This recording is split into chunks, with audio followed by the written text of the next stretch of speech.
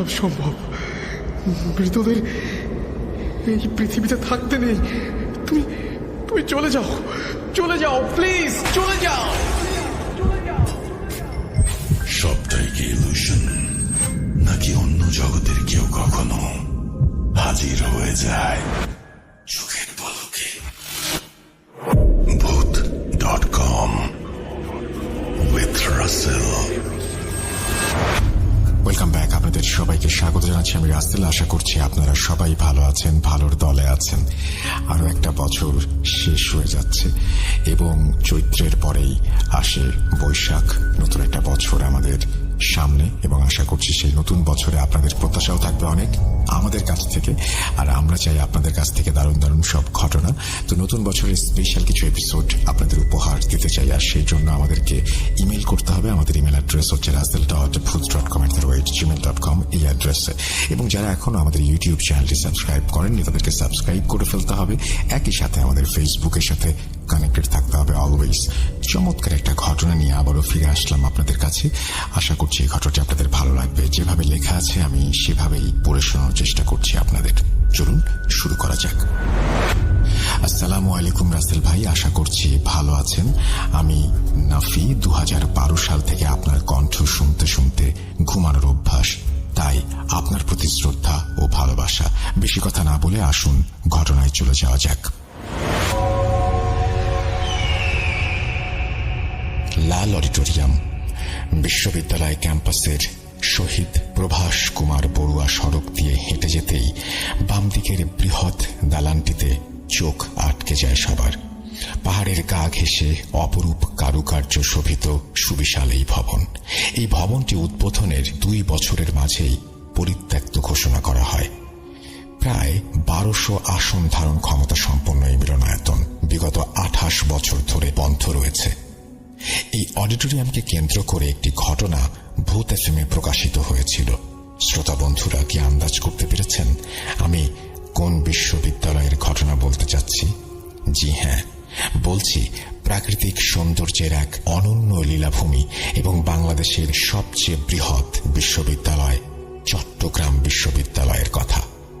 2100 একরের বিশাল বিস্তৃত ক্যাম্পাস। এই ক্যাম্পাস যেন নানা রূপের সমাহার। পাহাড়, ঝর্ণা, লেক, সাপ, পাখি, হরিণ সহ জীব বৈচিত্র্য এই ক্যাম্পাসে এনে দিয়েছে ভিন্ন এক মাধুর্যতা। কিন্তু সৌন্দর্যের আড়ালে এক ভয়ঙ্কর রূপের শিকার কি কেউ হয়েছেন কখনো? কথায় আছে, যেখানে সুন্দর সেখানেই অসুন্দর। ভর্তি পরীক্ষা দিতে এসেছিলাম 2022 সালের অগাস্ট মাসে। পরীক্ষা দিতে এসেছিলাম বন্ধুদের সাথে, প্রায় 7 জনের দল। এক একজনের এক এক দিন পরীক্ষা, কাজেই আমাদের প্রায় 5-6 দিন ক্যাম্পাসে অবস্থান করতে হয়। একদিকে তারুণ্য, অন্যদিকে মনোমুগ্ধকর ক্যাম্পাসের পরিবেশ। নিজেদেরকে হলে আটকে রাখতে পারছিলাম না। 10 ঘন্টা জার্নি করে ক্লান্ত হয়ে সেদিনের মতো ঘুমিয়ে যাই। পরদিন আমার আর সামির এক্সাম ছিল। আমাদের সার্কেলে আমি আর সামি ছিলাম সবচেয়ে চঞ্চল। আমাদের আগেই পরীক্ষা শেষ, কাজেই 5 দিন সময় পাবো বিশ্ববিদ্যালয় ঘোরার জন্য। কোথায় কোথায় ঘুরবো আমরা নেট আর সিনিয়র ভাইদের কাছ থেকে তথ্য নিয়ে রাখলাম। আমরা মহা খুশি, কিন্তু এই খুশি আমাদের জন্য কাল স্বরূপ হলো। ভর্তি পরীক্ষার সময় আমি ছিলাম মহাকবি আওয়াল হল। দুপুরে ডাইনিং এ খাওয়ার পর রেস্ট নিয়ে আমরা দুজন রেডি হয়ে বের হলাম। আমাদের উদ্দেশ্য টেলিটক পাহাড়। সিনিয়র ভাইদের থেকে ম্যাপের মাধ্যমে সকল তথ্য খুঁটিনাটি জেনে নিলাম। টেলিটক পাহাড়ে ওঠার জন্য আমরা এগিয়ে যেতে শুরু করলাম। শহীদ আব্দুর রব হল পার হয়েই পাহাড়ের গর্ভে ঢুকে পড়লাম। বঙ্গবন্ধু হল তখনও চালু হয়নি। ডান বাম আর পেছনে সারি সারি পাহাড়। প্রায় 3টা পাহাড় পার হয়ে তারপর আমরা আমাদের গন্তব্যে পৌঁছালাম। নেমে পড়লাম জঙ্গলের মধ্যে। একটা ছোট খালের মতো অংশ পাড়ি দিয়ে একটা উপত্যকার মতো জায়গায় আসলাম। চারিদিকে শুনশান নীরবতা। সামনে দেখা যাচ্ছে বড় বড় পাহাড়। ঝিঁঝি পোকার ডাকের শব্দ শোনা যাচ্ছে সন্ধ্যার আগেই। সামি খুব সাহসী, আমিও কম না। কোনো ভয় আমাদের স্পর্শ করতে পারে না। এদিকে সূর্য হেলে যাচ্ছে আর আমি সামি ক্লান্তি নিয়ে পাহাড়ে উঠছি। দূর থেকে দ্বিতীয় পাহাড় দেখা যাচ্ছে। পাহাড়ের মধ্যে সরু একটা মেলবন্ধন রাস্তা, একটার সাথে আরেকটা কত দূরে তবুও যুক্ত। কত সুন্দর এই সৃষ্টিকর্তার সৃষ্টি ভেবে কৃতজ্ঞতা প্রকাশ করলাম। চারপাশের সৌন্দর্য দেখে মুগ্ধ আমরা বারবার হারিয়ে ফেলছিলাম নিজেদের। এমন সময় ঘটল এক অনাকাঙ্ক্ষিত ঘটনা। বৃষ্টি। শুনেছিলাম ক্যাম্পাসে হুটহাট বৃষ্টি হয়, তাই বলে এমন পরিস্থিতিতে কি আর করার, এই পাহাড় বেয়ে নেমে আসা এখন বেশ কঠিন। আর একটা ঝামেলা হচ্ছে, আমাদের নামতেও হবে। এর জন্য আমাদের আরো দুটো পাহাড় ক্রস করতে হবে। গাছের ডাল ভেঙে হাতে নিলাম, নরম মাটিতে পিছলে যেন না পড়ে যায়। খানিক এগোতেই একটা দৃশ্য দেখলাম, খানিক অবাক হলাম। একটা বৃদ্ধ মানুষ দূরে বৃষ্টির মধ্যে খালি গায়ে নিজের দুই হাঁটুর মাঝে মাথা ঢুকিয়ে চুপচাপ পাহাড়ের এক কিনারায় বসে আছে। একবার ভাবলাম আমাদের মতো চলে যাই, কিন্তু স্বামীর পীড়াপিড়িতেই ওই দিকে এগিয়ে গেলাম। অন্ধকারও হয়ে আসছে। লোকটার কাছে এগোতেই একটা কান্নার আওয়াজ ভেসে আসলো। আমরা নিশ্চিত আওয়াজটা ওনার না। আমরা যত এগিয়ে যাচ্ছি আওয়াজটা আমাদের কাছে স্পষ্ট হচ্ছিল। আমি ধপ করে স্বামীর হাত ধরে ফেললাম। এই থাম, অন্ধকার হয়ে গেছে, চল যাই। ও বলল, দেখি না লোকটার কাছে গিয়ে কি হয়, দেখি না একটু গিয়ে। এমন সময় মাগরিবের আজান আধো আধো কানে আসলো। আমার পরিবেশটা খারাপ লাগা শুরু করলো। আমরা ওনার কাছে গিয়ে ডাক দিলাম। উনি দ্বিতীয়বারে মাথা না তুলেই বললেন, আমার চাষ করা বেগুনের ছুরি পাহাড় থেকে নিচে পড়ে গেছে। উনি বললেন, তোরা এই সময় এখানে কি করিস? আমরা চমকে উঠলাম। তুই করে কেন বলল? লোকটা এখনো মাথা তুলে আমাদের দেখেনি। বিষয়গুলো আমার কাছে কেমন যেন লাগা শুরু করলো। স্বামীকে বললাম, আয় তো। ওকে টানতে টানতে নিয়ে আসলাম। আসার পথে পেছনে তাকিয়ে দেখলাম লোকটা আমাদের দিকে তাকিয়ে একটু মুচকি হাসছে। বিশ্বাস করেন রাসেল ভাই, আমার আত্মাটা তখন কেঁপে উঠল। এত বিশ্রী হাসি আমি জীবনে দেখিনি। বৃষ্টি ততক্ষণে থেমে গেছে। কাঁপা কাঁপা অস্থির মন নিয়ে আমরা একটু সামনে আসতেই একটা দৃশ্য আমাদের পায়ের নিচ থেকে মাটি সরে যাবার মতো অবস্থা করে দিল।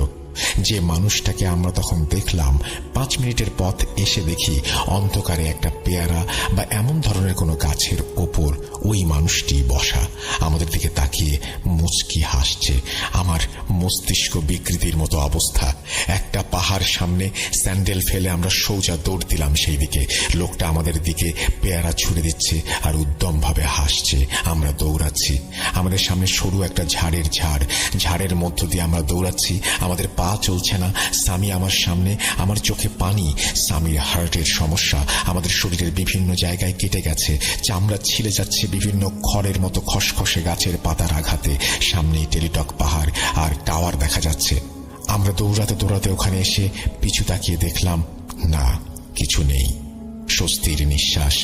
হঠাৎ পেছন থেকে স্বামীর মাথার পেছনের অংশে একটা পেয়ারা এসে ওর মাথায় সজোরে আঘাত করলো। ও আঘাতে বসে পড়ল। আশ্চর্যজনক ভাবে সাথে সাথেই উল্টো দিক থেকে আর একটা আসলো আমার দিকে। আমার হাঁটুতে লেগে জিনিসটা গলে গেল। গন্ধে বুঝলাম এইটা গাব ফল। স্বামী নাড়াচাড়া করতে পারছে না। আমি চিৎকার শুরু করে দিলাম, হেল্প হেল্প। রাস্তায় বাঁচাও বাঁচাও বলে চিৎকার করছি। ভাই বলেছিল পাহাড় থেকে একটা সিঁড়ি আছে, মূল রাস্তায় আসতে 5 মিনিটের কম সময় লাগবে। আমি দিশেহারা হয়ে ছুটছি, রাস্তা পার হচ্ছি না। দূরের ল্যাম্প পোস্টের আলোতে ছায়া ছায়া ভাবে আমি সেই দূরের পাহাড়টিকে দেখছি এবং পাহাড়ের থেকে সিঁড়ি দেখতে পেলাম। স্বামীকে আমি টেনে টেনে নিয়ে আসছি আর জোরে জোরে চিৎকার করছিলাম। এত নিঃস্ব অবস্থায় আমাকে আগে কখনো আর পড়তে হয়নি। সমাজ বিজ্ঞান অনুষদের সামনের রাস্তা দেখা যাচ্ছে। একটা গার্ড দেখলাম আমাদের দিকে এগিয়ে আসছে টর্চ হাতে করে। আমাদের দুজনের চোখে পানি, শরীর বৃষ্টি আর ঘামে ভেজা। দুজনেই রাস্তায় বসে পড়লাম। রাস্তায় 5-7 জন মানুষ আর রিক্সা চালকেরা আমাদের সাহায্য করার জন্য এগিয়ে আসলো। তখন একটা সাইনবোর্ডে দেখলাম নিরাপত্তার কারণে এই পাহাড়ে ওঠা নিষেধ। ওনারা আমাকে ক্যান্টিনের ছাউনিতে বসালেন, কলা খেতে দিলেন। আমাদের মুখে কোনো কথা নেই, কথা বলার পরিস্থিতিতেও আমরা ছিলাম না। একজন রিক্সা চালক বললেন, ওদের সাথে খারাপ কিছু হয়েছে। আমাদের পকেটে হাত দিয়ে দেখলেন, বললেন, ফোন, মানিব্যাগ তো সবই আছে, তার মানে ছিনতাই হয়নি।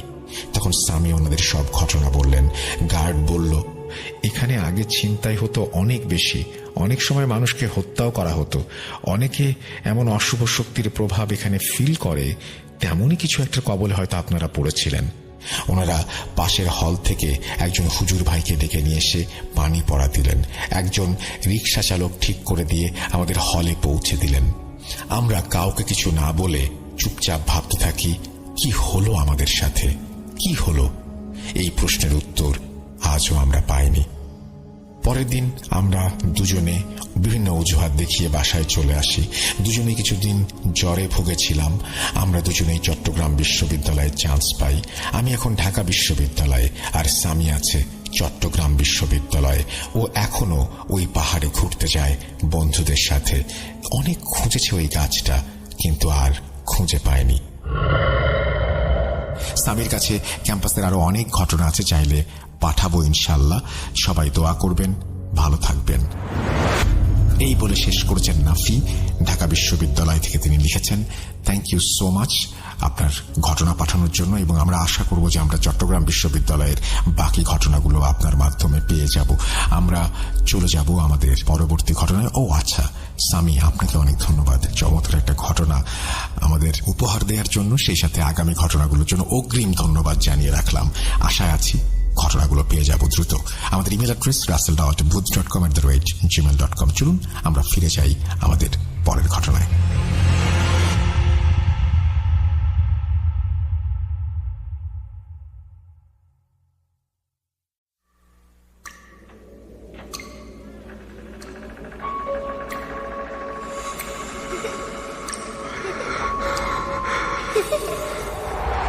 লুকোচুরি খেলে?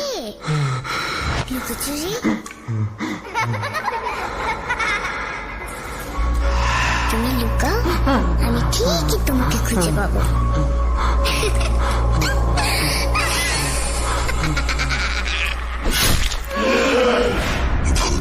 Booth.com with Russell. Welcome back. আপনাদের সবাইকে স্বাগত জানাচ্ছি আমি রাসেল। আশা করছি আপনারা সবাই ভালো আছেন এবং ভালোর দলে আছেন। আমিও ভালো আছি, ভালোর দলে আছি। আমরা কোনো কথা না বাড়িয়ে চলে যাব সরাসরি আমাদের পরবর্তী ঘটনায়। এটি একটি অডিও ক্লিপ। চলুন কথা না বাড়িয়ে শুনে আসি। আসসালামু আলাইকুম রাসেল ভাই, আমার নাম অনিকেত। এটা একটা ছদ্মনাম এবং সঙ্গত কারণে আমি আমার ছদ্মনামটি ব্যবহার করছি। কিন্তু আপনার যদি আমার সত্যিকারের নাম পরিচয় জানার প্রয়োজন পড়ে, তো সেই ক্ষেত্রে ইমেইলে যে নামটা আছে সেই নামটা দিয়ে আপনি যদি লিঙ্কডিন অথবা সোশ্যাল মিডিয়াতে সার্চ করেন, তাহলে আমাকে আপনি ফেসবুক, ইনস্টাগ্রাম বা লিঙ্কডিনে পেয়ে যাবেন। তো অনেক বছর পরে খুব রিসেন্টলি আবার নতুন করে আপনার কণ্ঠ শুনতে পাচ্ছি, বিকজ যখন ছোট ছিলাম বাংলাদেশে থাকতে, তখন 2011-12 if I am not wrong, ওই টাইমটাতে আপনি, তারপরে সুমন ভাই, ওনাদের প্রোগ্রামটা শুনতাম রেডিও ফুর্তিতে। খুব মজা লাগতো, খুব ইন্টারেস্টিং একটা ব্যাপার ছিল। প্রত্যেক আই গেস ফ্রাইডেতে আমরা শুনতাম এগুলো। তো ইদানিং ইউটিউবের বদলতে আপনার ভয়েসটা আবার শুনতে পাচ্ছি, সেম ওল্ড ক্যাচি ভয়েস, খুবই ভালো লাগে গল্পগুলো। You're a great story teller, no doubt, এবং one of the best from Bangladesh of course. তো যে বিষয়টা আজকে ইন্সপায়ার্ড লাগছে, মনে হচ্ছে যে কিছু নিজের জীবনে, নিজের পরিবারের মানুষদের জীবনে ঘটে যাওয়া কিছু গল্প বলি। তো প্রথম গল্প হিসেবে শুরু করতে চাই একটি ঘটনা দিয়ে। তো সময়কালটা ছিল 2018।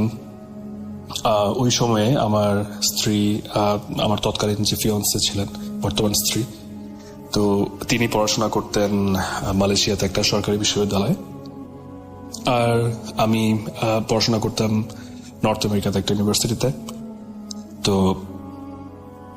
ওই সময়টাতে আমাদের কিছুদিনের জন্য একটা লং ডিস্টেন্স রিলেশনশিপের মধ্যে দিয়ে যেতে হয়েছিল। আর মালয়েশিয়া এবং আর আমি যে দেশে থাকতাম নর্থ আমেরিকাতে, তো অনেকটা অলমোস্ট দিন রাতের ব্যবধান। দ্যাট মিনস যে যদি এখানে যদি রাতের 12টা, দ্যাট মিনস হয়তো নর্থ আমেরিকাতে রাতের 12টা হবে গিয়ে মালয়েশিয়াতে হয়তো দুপুর 3টা এরকম। তো একটা সময়ের ব্যবধান তো ছিল। তো যে দিনকার ঘটনা, সেই দিনকার ঘটনাটা বলি আপনাদেরকে। আমার স্ত্রী থাকতেন ইউনিভার্সিটি হোস্টেলে, আর ওর ইউনিভার্সিটি হোস্টেলটার বর্ণনা যদি দেই, তো বিল্ডিংটা ছিল একটা square shape building.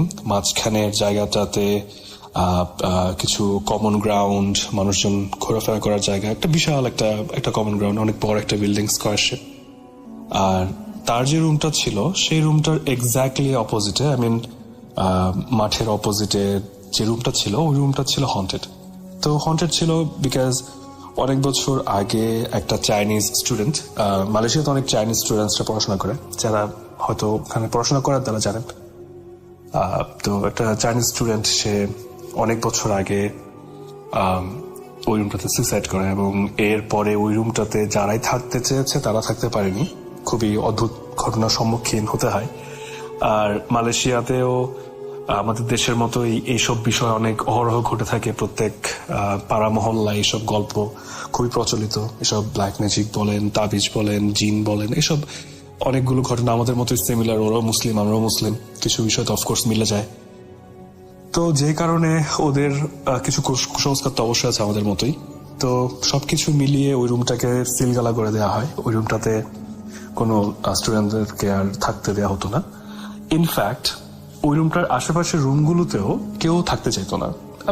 Make sense করে যে আমি চাইবো না যে আমি এমন একটা রুমের পাশের রুমে থাকি যে রুমটাতে রাতের বেলা কেউ একজন নিজেকে ফ্যানের সাথে ঝুলিয়ে দিয়েছে। সো খুবই একটা ভয়ের ব্যাপার হবে থাকাটা। ভূতের জন্য তার রুমের মাঝখানে পার্টিশন ডাজন্ট ম্যাটার।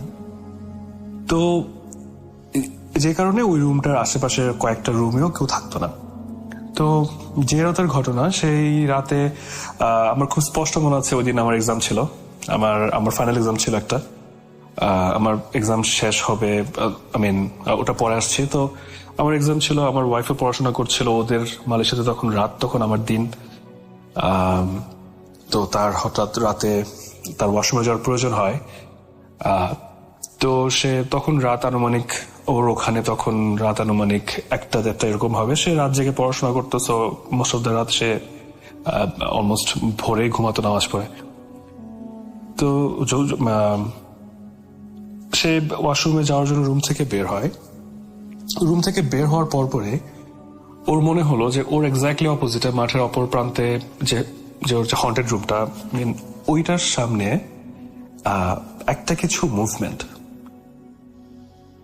তো ও তো মুভমেন্টটা দেখে শুরুতে ভাবলো হয়তো যে ও যেহেতু রুমে অনেক আলো ছিল, আর বাইরে যেহেতু প্রত্যেকটা রুমে সবাই ঘুমাচ্ছে, করিডোর অন্ধকার, সবকিছু অন্ধকার, হয়তো এই কারণে আলোর ডিফারেন্সেস এর কারণে তার কাছে মনে হয়েছে আর কি যে মাঠের অপোজিট সাইডের যে রুমটা, সেই রুমটাতে একটা মুভমেন্ট। দেন ও খুব বেশি পাত্তা দিল না। বাট যখনই সে তার ঘাড় ঘুরিয়ে সে আবার করিডোর ধরে হাঁটতে থাকবে, সে রুম থেকে বের হয়ে বাম দিকে সোজা হাঁটলেই করিডোরের শেষ মাথায় হচ্ছে তার ওয়াশরুম। তো সে করিডোর ধরে হাঁটতে থাকবে। এমন সময় হঠাৎ করে জাস্ট ওর মনে হলো যে ওর পায়ের নিচে খুব নরম কিছু একটা স্পর্শ সে পেল। সে আটকে উঠার পরে সে আবছা আলোতে দেখলো যে ওর একটা বিড়াল ছিল, এবং বিড়ালটা উপর সে পাড়া দিয়ে দিল। তো বিড়ালটা তার একটু দূরে গিয়ে সে খুব রাগ নিয়ে, খুব ফিউরি নিয়ে তার দিকে, আমার ওয়াইফের দিকে তাকিয়ে থাকে। যেভাবে বিড়ালটা রেগে গিয়ে গড় করে ওরকম করে গড় করছিল। তো that time my wife was panicking. First of all, ও শুরুতে পাত্তা দেয় নাই যে ওর অপোজিট রুমটাতে, হন্টেড রুমটার সামনে কোনো একটা মুভমেন্ট, সেটাকে পাত্তা দেয় নাই। উইদিন ফিউ সেকেন্ডস ওর পায়ের নিচে একটা বিড়াল চাপ খায়, এবং বিড়ালটা ওর দিকে তাকিয়ে থাকে। রাতের একটা ওইরকম একটা মুভমেন্টে, 1:32 অ্যারাউন্ড 10টাতে একটু ভয় পেয়ে যায়। কারণ স্টোরি তো আছে, ওই হোস্টেলে অনেক স্টোরি, মালয়েশিয়ার প্রত্যেকটা মনে হয় হোস্টেলে অনেক স্টোরি আছে। তো সে অনেক ভয় পেয়ে যায়, আতঙ্কিত হয়ে যায়। আতঙ্কিত হয়ে গিয়ে হঠাৎ করে সে কি মনে করে জানি সেই রুমটার দিকে আবার তাকালো। বিড়ালটা তো তার সামনে ছিল, ওদিকে রাগ করে তাকিয়ে আছে, বাট ও কয়েক সেকেন্ডের মধ্যে সে আবার ওই রুমটার দিকে তাকালো। অ্যান্ড দেন যেটা দেখে, সেটার জন্য সে কোনো দিন প্রস্তুত ছিল না। দুনিয়াতে কেউই ওটা দেখার জন্য প্রস্তুত থাকবে না। সে দেখে যে ওই রুমটার সামনে থেকে, এক্স্যাক্টলি একদম সোজা আর কি, ওই রুমটার সামনে থেকে কিছু একটা ফ্লোট করে ওর দিকে এগিয়ে আসছে। ওটা একটা অবয়ব। তো আমার ওয়াইফ যেন আমাকে তখন বললো যে সেটা একটা একটা সাদা, একটা কাইন্ড অফ ট্রান্সপারেন্ট, একটা মানে সি থ্রু করা যায় এরকম একটা অবজেক্ট মানুষের শেপে ফ্লোট করে করে তার রুমের দিকে, তার দিকে ফ্লোট করে করে ভেসে আসছে, এগিয়ে আসছে। এবার তো তার তো ভেতরের সব হিম হয়ে গেছে, তার রক্তহীন হয়ে গেছে। সে প্রচন্ড ভয় পেয়ে গেল, প্রচন্ড আতঙ্কিত হয়ে গেল। এবং সবচেয়ে ভয়ের ব্যাপারটা যেটা, সে আমাকে যেটা বললো যে ওই শেপটা দেখতে ক্যাসপারের মতো ট্রান্সপারেন্ট একটা হোয়াইটিশ একটা অবজেক্ট, যেটা থেকে সি থ্রু করা যায়, কিন্তু খুব বিচ্ছিরি বিদঘুট একটা চেহারা। সে অন্ধকার খুব বেশি ক্লিয়ারলি দেখতে পাচ্ছিল না, বাট যে যতটুকু দেখে বুঝলো যে আমরা ভূতের সিনেমাগুলোতে খুব বিচ্ছিরি যেরকম চেহারাগুলো দেখি ভূতের, সামথিং লাইক দ্যাট, খুবই আনইউজুয়াল একটা চেহারা ওর দিকে এগিয়ে আসছে। অলমোস্ট মাঠ ক্রস করে, হাফওয়ে ক্রস করে ফেলেছে মাঠটা, আর হাফওয়ে ক্রস করলে তার রুমের সামনে চলে আসবে। এবার তো সে তো অনেক বেশি ভয় পেয়ে গেল। সে সাথে সাথে আবার বিড়ালটার দিকে তাকালো। এগুলো সব ঘটছে ধরেন কয়েক মিনিটের ব্যবধানে। আমি ডিসক্রাইব করছি দেখে মনে হচ্ছে অনেক লেংদি, বাট আসলে এগুলো সবগুলোই কয়েকটা মিলি সেকেন্ডের মধ্যেই এই দৃষ্টিগুলো, এই অবজেক্টগুলো দৃশ্যমান হচ্ছিল। সে সাথে সাথে আবার করিডোরের দিকে তাকালো, দেখলো বিড়ালটা নেই মানে তো কোথাও নেই, লাইক কোনো চিহ্ন নেই বিড়ালের, নাই। দেন ও তো অলমোস্ট স্ট্রোক করে ফেলার মতো অবস্থা। ওর আর সাহস নাই, নড়ার শক্তি নাই, বাট সে সমস্ত শক্তি জোগাড় করে, যে দোয়া কালাম ওর মনে আছে, ওর কিছু একটা পরে সে একটা একদম দৌড়ে সে তার রুমে ঢুকে গিয়ে দরজা লাগিয়ে দিল। দরজা লাগিয়ে দিয়ে তার রুমে তো আগে থেকে আলো জ্বলছিল, সে সাথে সাথে তার রিডিং ল্যাম্প গুলো জ্বালিয়ে দিল, তার রুমমেটের রিডিং ল্যাম্পটা জ্বালিয়ে দিল। তারা দুজন থাকতো রুমে। ওর রুমমেট ওই সময় চাইনিজ নিউ ইয়ারের জন্য তার গ্রামের বাড়িতে গেছিল, মেয়েটা মালয়েশিয়ান ছিল। তো ওর রুমমেটের রিডিং ল্যাম্পটাও জ্বালিয়ে দিল। মোটামুটি যত বেশি আলো ফকফকা করে রাখা যায় যাতে সে কম ভয় পায়। আর দেন ও হচ্ছে ওই হোস্টেলে ওর আশেপাশের যে বান্ধবীরা থাকে অন্যান্য রুমে, সে ওদেরকে কল করার ট্রাই করতে থাকলো। সে সবাইকে কল দিচ্ছে কিন্তু কেউ কল ধরছে না। আর এর মাঝখানে যেটা হলো যে within couple of minute or couple of seconds ওর রুমের দরজাটার মধ্যে খুব জোরে জোরে আঘাত করা হচ্ছে, খুব জোরে জোরে শব্দ করে বাড়ি দেওয়া হচ্ছে। আমরা যেরকম প্রচন্ড ফিউরি, প্রচন্ড এগ্রেশন নিয়ে যদি আমরা কোনোটা দরজায় লাথি দেই বা আঘাত করি বা ঘুষি দেই খোলার জন্য, কাইন্ড অফ ওরকম কনসিস্টেন্টলি কেউ দরজা ধাক্কা দিচ্ছে, বাড়ি দিচ্ছে, এরকম একটা শব্দ হচ্ছে।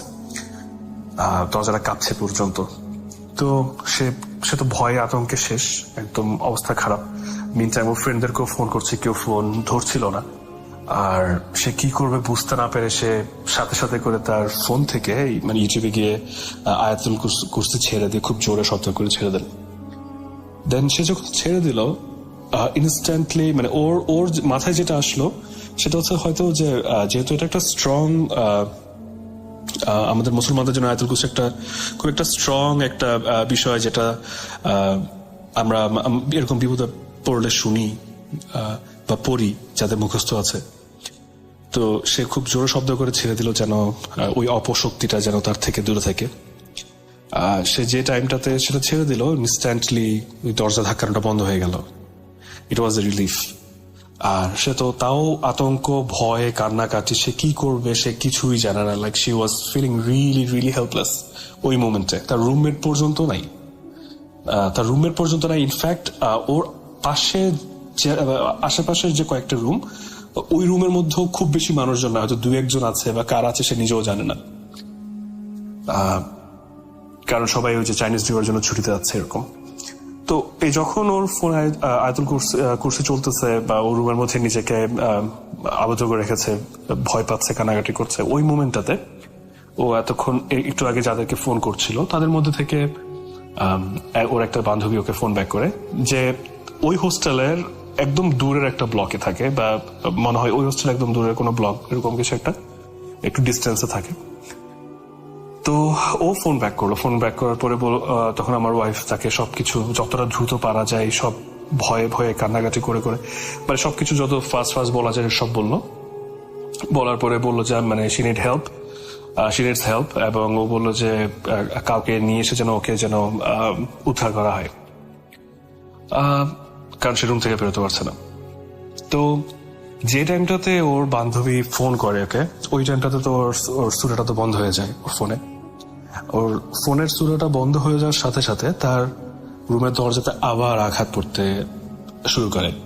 এবং এবার খুব ইন্টারেস্টিং একটা ব্যাপার, খুবই ইন্টারেস্টিং একটা ব্যাপার হচ্ছে এবার নতুন কিছু অ্যাড হয় ওই আঘাতের সাথে।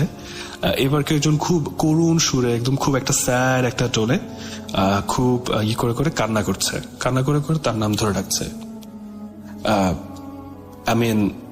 মনে হচ্ছে কেউ খুব ব্যথায় কাতরে কাতরে তার নাম ধরে ডাকছে। সে তো আরো বেশি ভয় পেয়ে গেল। ইনস্ট্যান্টলি সে তার ফোন থেকে আবার সেই ইউটিউবে ঢুকে সুরাটা ছেড়ে দিল। ছেড়ে দেওয়ার সাথে সাথে একটু আবার ওটা কমে গেল। No one was banging the door anymore. Meantime ওর যে রুমমেটরা ছিল ওরাও আসতেছে। এখন ওদের আসতে যে সময়টা লাগে, ওরা একটু দূরের ব্লকে ছিল দেখে, তো ওদের আসতে ধরেন গিভ অর টেক হয়তো 7-8 মিনিট লাগবে এরকম। ওই ওদের আসার ওই মুভমেন্টটার যে ডিফারেন্সটা, ওই মুভমেন্টে আমারও এক্সাম শেষ হয়েছে। আমার এখানে তখন দিন ছিল, ওর ওখানে রাত ছিল। আমার এক্সাম শেষ হয়েছে, আমি এক্সাম শেষ হলো, আমি জানি ও তো বাসায় আছে, রুমে আছে। তো আমি ওকে ফোন দিলাম, ভিডিও কল। আমি ওকে ভিডিও কল দিলাম হোয়াটসঅ্যাপে। আমি দেখি ওর রুমের মধ্যে অনেক আলো। আমি বললাম যে কি ব্যাপার, সব এত রাতে সবকিছু এভাবে জ্বালিয়ে রাখছো কেন? তুমি কি ঘুমানোর প্ল্যান করছো নাকি কি তুমি ঘুমাবো না? তো সে বললো যে সে আমাকে খুব ব্রিফলি বললো যে এই সিচুয়েশন এসব হয়েছে ওর সাথে, যত দ্রুত পারা যায় সে আমাকে ব্রিফ করলো।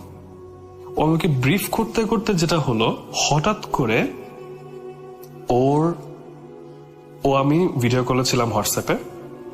তো আমাদের যে ভিডিও কলের যে স্ক্রিনটা, এটা হঠাৎ করে নাইট ভিশনের মতো ব্ল্যাক এন্ড হোয়াইট হয়ে যায়। এমন না যে আমরা কেউ নাইট ভিশন অন করেছে, আই ডোন্ট নো আইফোনে কি হোয়াটসঅ্যাপে ভিডিও কলে কি নাইট ভিশন অন করা যায় কিনা, আই হ্যাভ নো আইডিয়া। আমি করি নাই ইন্টেনশনালি, ওর তো করার প্রশ্নই আসে না। কিন্তু অল অফ এ সাডেন আমাদের ভিডিও কলের স্ক্রিনটা ব্ল্যাক এন্ড হোয়াইট হয়ে যায়। আমি তাকে ব্ল্যাক এন্ড হোয়াইট দেখছি ফোনে, সে আমাকে ব্ল্যাক এন্ড হোয়াইট দেখছে ফোনে। ইনফ্যাক্ট আমি যখন এই কথাটা বলছি, I can easily recall the same time, same situation. Every time I recall that, I get the same old goosebump. এটা একটা দৃশ্য ছিল আমার জন্য। দেন ও তো আরো বেশি ভয় পেয়ে যায়। ও চিৎকার করছে যে তুমি কেন সাদা কালো হয়ে গেলা, আমার ফোনে ঢুকে গেছে এটা এসব বলে সে চিৎকার করছে। আমি বললাম যে কাম ডাউন, কিছু একটা হয়েছে, হয়তো একটা গ্লিচ, হয়তো ফোনের সমস্যা, কোনো কিছু একটা হয়েছে, তুই প্যানিক করার কিছু নাই, কাম ডাউন। আমি ওকে সব কথা বলছিলাম, because at the same time I was also terrified. আমি কেন টেরিফাইড ছিলাম? কারণ আমার এখানে দিনের বেলা সাদা কালো হওয়ার কোন প্রশ্নই আসে না, নাইট ভিশন অন হওয়ার কোনো কারণই নেই, বা আমি নিজে ইন্টেনশনালি করিনি, সেও করে নাই। আর তার চেয়ে বড় কথা, আমি দেখতে পাচ্ছি তার চোখগুলো একদম টকটকে লাল, অ্যাজ ইন চোখ উঠার পরে খুব ভয়ঙ্কর রকম লাল হয়ে যায় না চোখগুলো, এরকম লাল। তার সবকিছু সাদা কালো, তার চুল, চেহারা, তার মুখ, তার সবকিছু সাদা কালো দেখাচ্ছে, শুধুমাত্র তার চোখগুলো লাল। আমি ভয়ে আমার তখন গায়ের সবগুলো লোম দাঁড়িয়ে যায়, কিন্তু আমি ওকে বুঝতে দিতে চাচ্ছিলাম না। আমি চাচ্ছি যে ও যেন একটু সাহস পায়। আমাকে বলছে যে দেখো, ওদের যে রেসিডেন্সিয়াল টিচার থাকে হোস্টেলে, ওদের প্রক্টর বা যে থাকে হোস্টেলে, একটা টিচার থাকে, রেসিডেন্সিয়াল টিচার, মেয়েদের দেখাশোনা করার জন্য। তো আমি বললাম যে দেখো, তোমাদের সুপারভাইজার আসছে, হোস্টেল সুপারভাইজার আসছে, একটু ওয়েট করো, আমি ফোনে আছি, টেনশনের কিছু নাই, ভয়ের কিছু নাই, আমি হিয়ার। আমি ওকে সব কথা বলছি, সে কান্না করছে। I was feeling that was not her. আমি জানি না স্ক্রিন আমি কাকে দেখছিলাম। I don't think it was her. এবং I don't think she was also looking at the same me. কারণ সে বলছে তোমার চোখগুলো এখানে ভয়ঙ্কর লাল দেখাচ্ছে। দ্যাট মিনস ও আমাকে, আমি ওকে যেভাবে দেখছি ও আমাকে সেম টু সেম দেখছে। আমার চোখ লাল, বাকি সবকিছু সাদা কালো। আমার তো প্যানিক হচ্ছিল দিনের বেলা। আমার আশেপাশে আমার ক্লাসমেটস, আমার সবাই, এত লোকজন আশেপাশে, একটু দূরে যারা মানে একটু আশেপাশে আমার সারাউন্ডিংসে, ওর কথা চিন্তা করে I thought, I feel so bad for her, poor thing.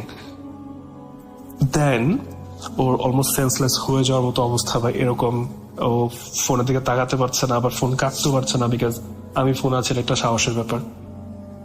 আলহামদুলিল্লাহ ওর এসবের মাঝখানে ওই সময়টার মধ্যে ওর বান্ধবীটা, হোস্টেল সুপারভাইজার প্লাস যে যারা মেট থাকে হোস্টেলে, ওদেরকে নিয়ে আরো দু একজনকে নিয়ে ওর রুমে আসে। রুমে এসে দরজা নক করে ওকে ডাকতে থাকে। তো ফার্স্টে ভয় পাচ্ছিল, মনে হচ্ছিল সেম জিনিসটা আবার হয়তো নক করছে, আবার হয়তো ডিস্টার্ব করছে এরকম। তো পরে যখন ওরা আবার ফোনও দিচ্ছে, দেন ও রিয়েলাইজ করলো যে আচ্ছা ঠিক আছে, না ওরা আসছে, আমাকে বললো যে ওরা আসছে। বললাম যে okay fine, you are in safe hands now, ভয়ের কিছু নেই। দেন ওরা ওকে স্কোর করে নিয়ে গেল। স্কোর করে নিয়ে যাওয়ার পরে ওকে বলা হলো যে তুমি ফর টু নাইট তুমি তোমার ফ্রেন্ডের সাথে থাকো, তোমার বান্ধবীর সাথে থাকো। আর ওর বান্ধবীর যে রুমটা ছিল ধরেন 5-6 জন মেয়ে থাকে, এরকম একটু বড় রুম, এই বাঙ্ক বেড গুলা দেয়া। তো ওরকম রুম ও ভাবলো আচ্ছা ঠিক আছে, ওগুলো তো কি বলে, ওখানে রুম গুলো তো অনেকগুলো মানুষ থাকে, বাঙ্ক বেড, তো অ্যাটলিস্ট লোকজন থাকলে হয়তো এই জিনিসগুলো আমাকে কোনো ডিস্টার্ব করবে না। দেন সে বান্ধবীর সাথে গেল। তো বান্ধবীর সাথে গেল, ভয় পাচ্ছিল, কান্নাকাটি করছিল, এইসব সিচুয়েশন মাঝখানে আমার সাথে কথা বললো, ওর প্যারেন্টসদেরকে বললো, ওরাও ভয় পাচ্ছে।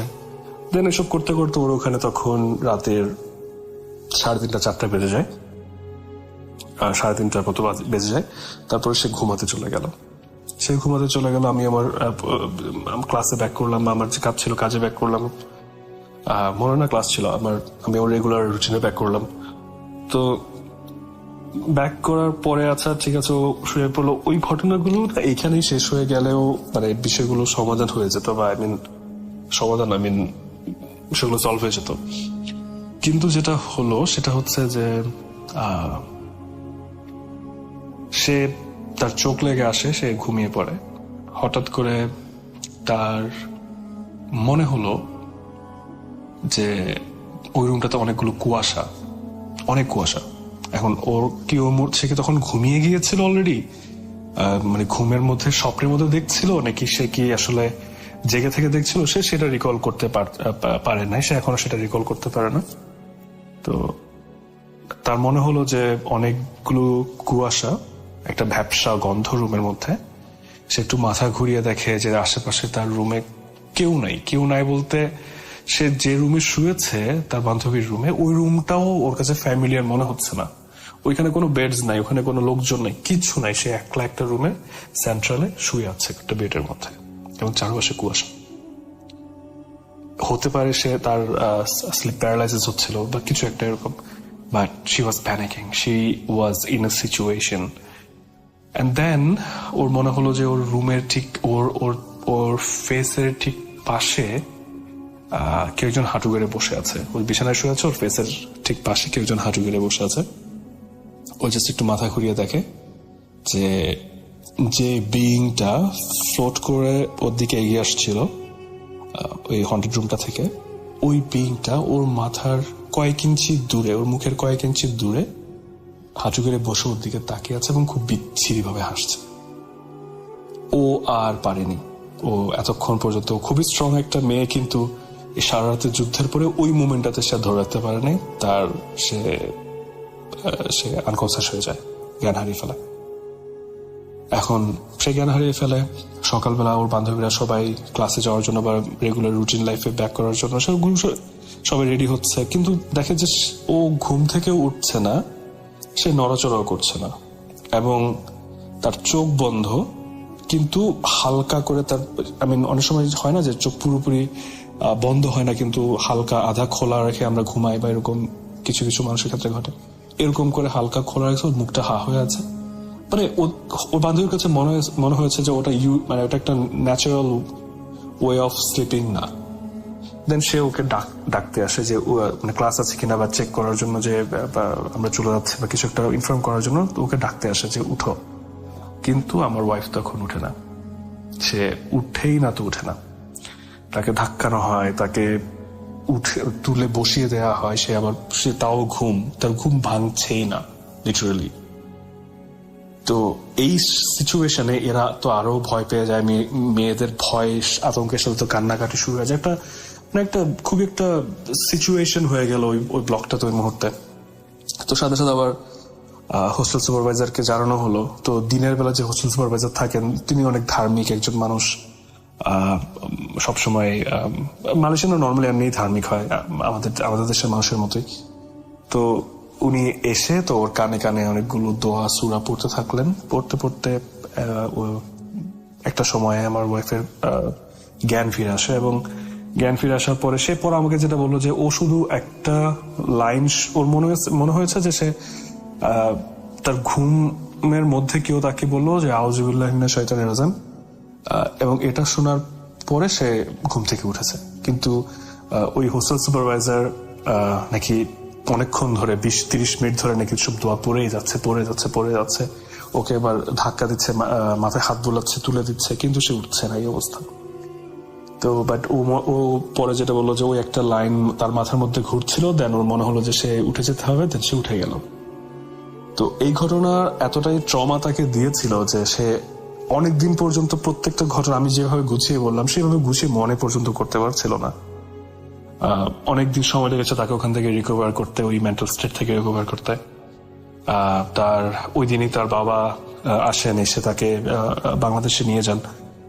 নিয়ে গিয়ে তাকে সাইকিয়াট্রিস্ট দেখানো হয়, হুজুর দেখানো হয়, অনেক কিছু করা হয়, অনেক প্রসেসিং। ও অনেকদিন নাইটমেয়ার, ও সারা রাত ঘুমাতো না ভয়ে, সারাক্ষণ রুমে লাইট জ্বালিয়ে রাখতো, তার আশেপাশে মানুষজন থাকতে হতো। খুব একটা খুব ট্রমাটাইজড একটা সিচুয়েশনে সে অনেক দিন ছিল। আর ফ্যামিলি সাপোর্ট তো ছিল অফকোর্স, কিন্তু তার অনেক দিন লেগেছে ওই ট্রমাটার থেকে রিকভার করতে। অনেক কাউন্সিলিং এর প্রয়োজন হয়েছে, আমাদের রিলিজিয়াস টিচারদের কাছে অনেকবার যাওয়া আসা করতে হয়েছে, আমাদেরকে সাইকিয়াট্রিকদের কাছে যাওয়া আসা করতে হয়েছে, কম্বিনেশন করতে হয়েছে সবকিছু। আলহামদুলিল্লাহ একটা সময় সে রিকভার করে, এবং আলহামদুলিল্লাহ এখন সে অনেক ভালো আছে। আলহামদুলিল্লাহ এরপর থেকে আর ও কোনো ধরনের সিচুয়েশনই ফেস করে নাই, কোনো কিছুই ফেস করে নাই। কিন্তু যতবারই ওই মুভমেন্ট গুলো, এখন আমরা যখন গল্প করে মুভমেন্ট গুলো মাঝে মাঝে বন্ধুদেরকে ডিনার টেবিলে শেয়ার করি বা ফ্যামিলি মেম্বারদের সাথে শেয়ার করি, কথাগুলো বলি, আমাদের এখনো মানে আমি তো ওরটা জানি না, ওরটাও বলতে পারবে, কিন্তু আমার ওই দৃশ্যের মধ্যে আমার স্মৃতিগুলো আটকে আছে। যে আমি একটা স্ক্রিনের দিকে তাকিয়ে আছি, ভিডিও কল, এবং আমি দেখতে পাচ্ছি সাদা কালো একটা ইমেজ আমার ওয়াইফের, এবং তার চোখগুলো প্রচন্ড লাল। তো এই হচ্ছে আমার প্রথম ঘটনা আপনাকে পাঠানো। আশা করি ভালো লেগেছে। যদি ভালো লেগে না থাকে আমি ক্ষমা প্রার্থী। আমার কাছে কোনো স্ক্রিপ্ট ছিল না, বা আমি খুব বেশি ভেবেচিন্তে গল্প বলা শুরু করছি এরকম না। আমার মনে হয়েছে যে যেহেতু আমার অভিজ্ঞতা থেকে বলা, তো খুব বেশি কঠিন হবে না, কিন্তু মনে হচ্ছে একটা অ্যারেঞ্জমেন্টের মধ্যে এভাবে বলাটা একটা বিশাল একটা টাফ পেপার। যারা খুব সুন্দর গুছিয়ে গল্প বলতে পারেন তাদেরকে আমার পক্ষ থেকে সাধুবাদ। এটা একটা হিউজ একটা স্কিল, যেটা আমি আজকে মনে হয়েছে আমার মধ্যে একদমই নেই। সো আমার ভুল ত্রুটি ক্ষমা সুন্দর দৃষ্টিতে দেখবেন। সবাই ভালো থাকবেন, সবাই বিপদের সময় আল্লাহকে স্মরণ করবেন। আসসালামু আলাইকুম।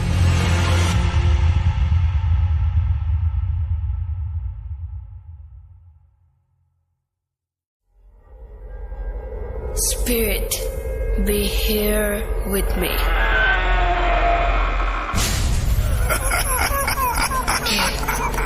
কে তুমি? Bhoot.com. The fear returns with Russell.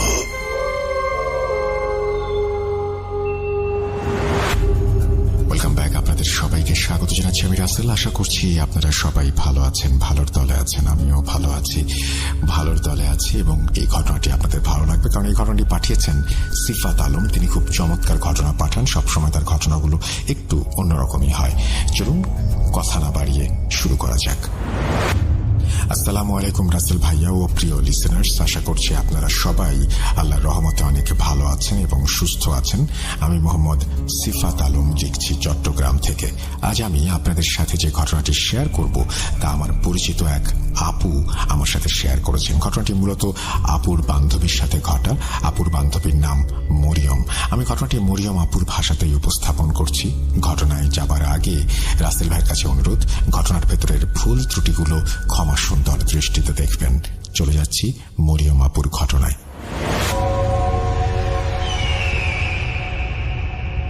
আমার ঘটনাটি আমি কলেজে পড়া অবস্থায় আমার সাথে ঘটে। আমি নিয়মিত বাকি 8-10টা সাধারণ মেয়েদের মতোই কলেজে যেতাম। বাকি সব মেয়েদের মতোই আমার জীবনটা ছিল সুন্দর, স্বাভাবিক, আর চোখে ছিল ভবিষ্যৎ নিয়ে একরাশ স্বপ্ন। আমার কলেজ আমার বাসা থেকে কিছুটা কাছেই ছিল বিধায় আমি পায়ে হেঁটে কলেজে যেতাম। আমার মহল্লায় আমার কয়েকজন বান্ধবী ছিল যারা আমার সঙ্গেই কলেজে যেত এবং ফিরে আসতো। প্রতিদিনের মতোই একদিন আমরা কলেজ থেকে ক্লাস শেষ করে বাসায় ফিরছি। কলেজ থেকে আসার সময় একটি 3 রাস্তার মোড় পড়ত। সেখানে আমি দূর থেকে একটা ছাগলকে শুয়ে থাকতে দেখি। তার দিকে নজর পড়তেই আমি খেয়াল করলাম তার মধ্যে কোনো নড়াচড়া নেই। দেখে মনে হচ্ছে সে মৃত, কিন্তু আমি ভাবলাম মানুষ কেন রাস্তার উপর এভাবে মৃত পশুদের ফেলে রাখবে।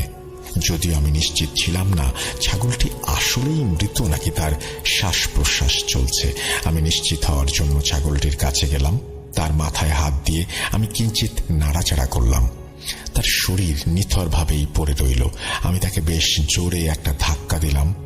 আসলে আমার বরাবরই পশু পাখির জন্য মনে অনেক মায়া কাজ করে। আমার এক বান্ধবী আমাকে এই কাজে বাধা দিল এবং বলল, এখান থেকে চল। কার না কার ছাগল কিভাবে মরে গেছে আমরা জানি না। কোন জটিল রোগে মরে গিয়ে থাকতে পারে। এর থেকে আমাদেরও রোগ হতে পারে। রাস্তায় পড়ে থাকা মৃত পশু এভাবে হাত দিয়ে ধরা ঠিক না। আমি আমার বান্ধবীর কথা উপেক্ষা করে আরো কিছুটা সময় ছাগলটিকে পরীক্ষা করলাম।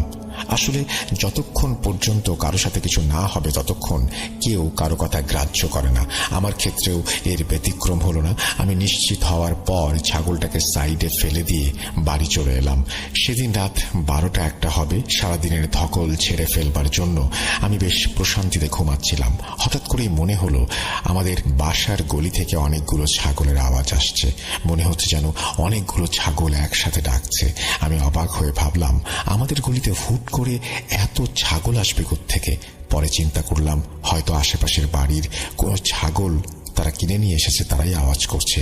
7-5 না ভেবে আমি আবার ঘুমিয়ে পড়লাম। কিন্তু সারা রাত আমার ঘুম হলো না। বিরক্ত হয়ে আমি কানের ওপর বালিশ দিয়ে কোনো রকমের রাতটা পার করলাম। সকালে যখন ঘুম ভাঙলো তখন আমার শরীর কেন জানি না একটা অস্বস্তিতে ভরে গেছে। আমার গা বেশ গরম ছিল এবং মনে হচ্ছিল আমার জ্বর এসেছে। আমি সেদিন আর কলেজে গেলাম না। আম্মু আমাকে আরাম করতে বললেন। আমি এখানে কিছু তথ্য দিতে চাই যা হয়তো আমার ঘটনার শুরুতে দেওয়া উচিত ছিল। আমার পরিবার বলতে আমার মা আর আমি। বাবার সাথে মায়ের ডিভোর্স হয়ে গেছে এই ঘটনার প্রায় 2 বছর আগে। আমার বাবা দ্বিতীয় বিয়ে করেন এবং তিনি তার দ্বিতীয় স্ত্রীর সাথে অন্য শহরে থাকেন। যাই হোক, দুপুরে খাবার খেয়ে আমি টিভি রুমে বসে টিভি দেখতে লাগলাম। হঠাৎ করেই আবার আমি সেই ছাগলের আওয়াজ শুনতে পেলাম। বাড়িতে তখন আমি একা।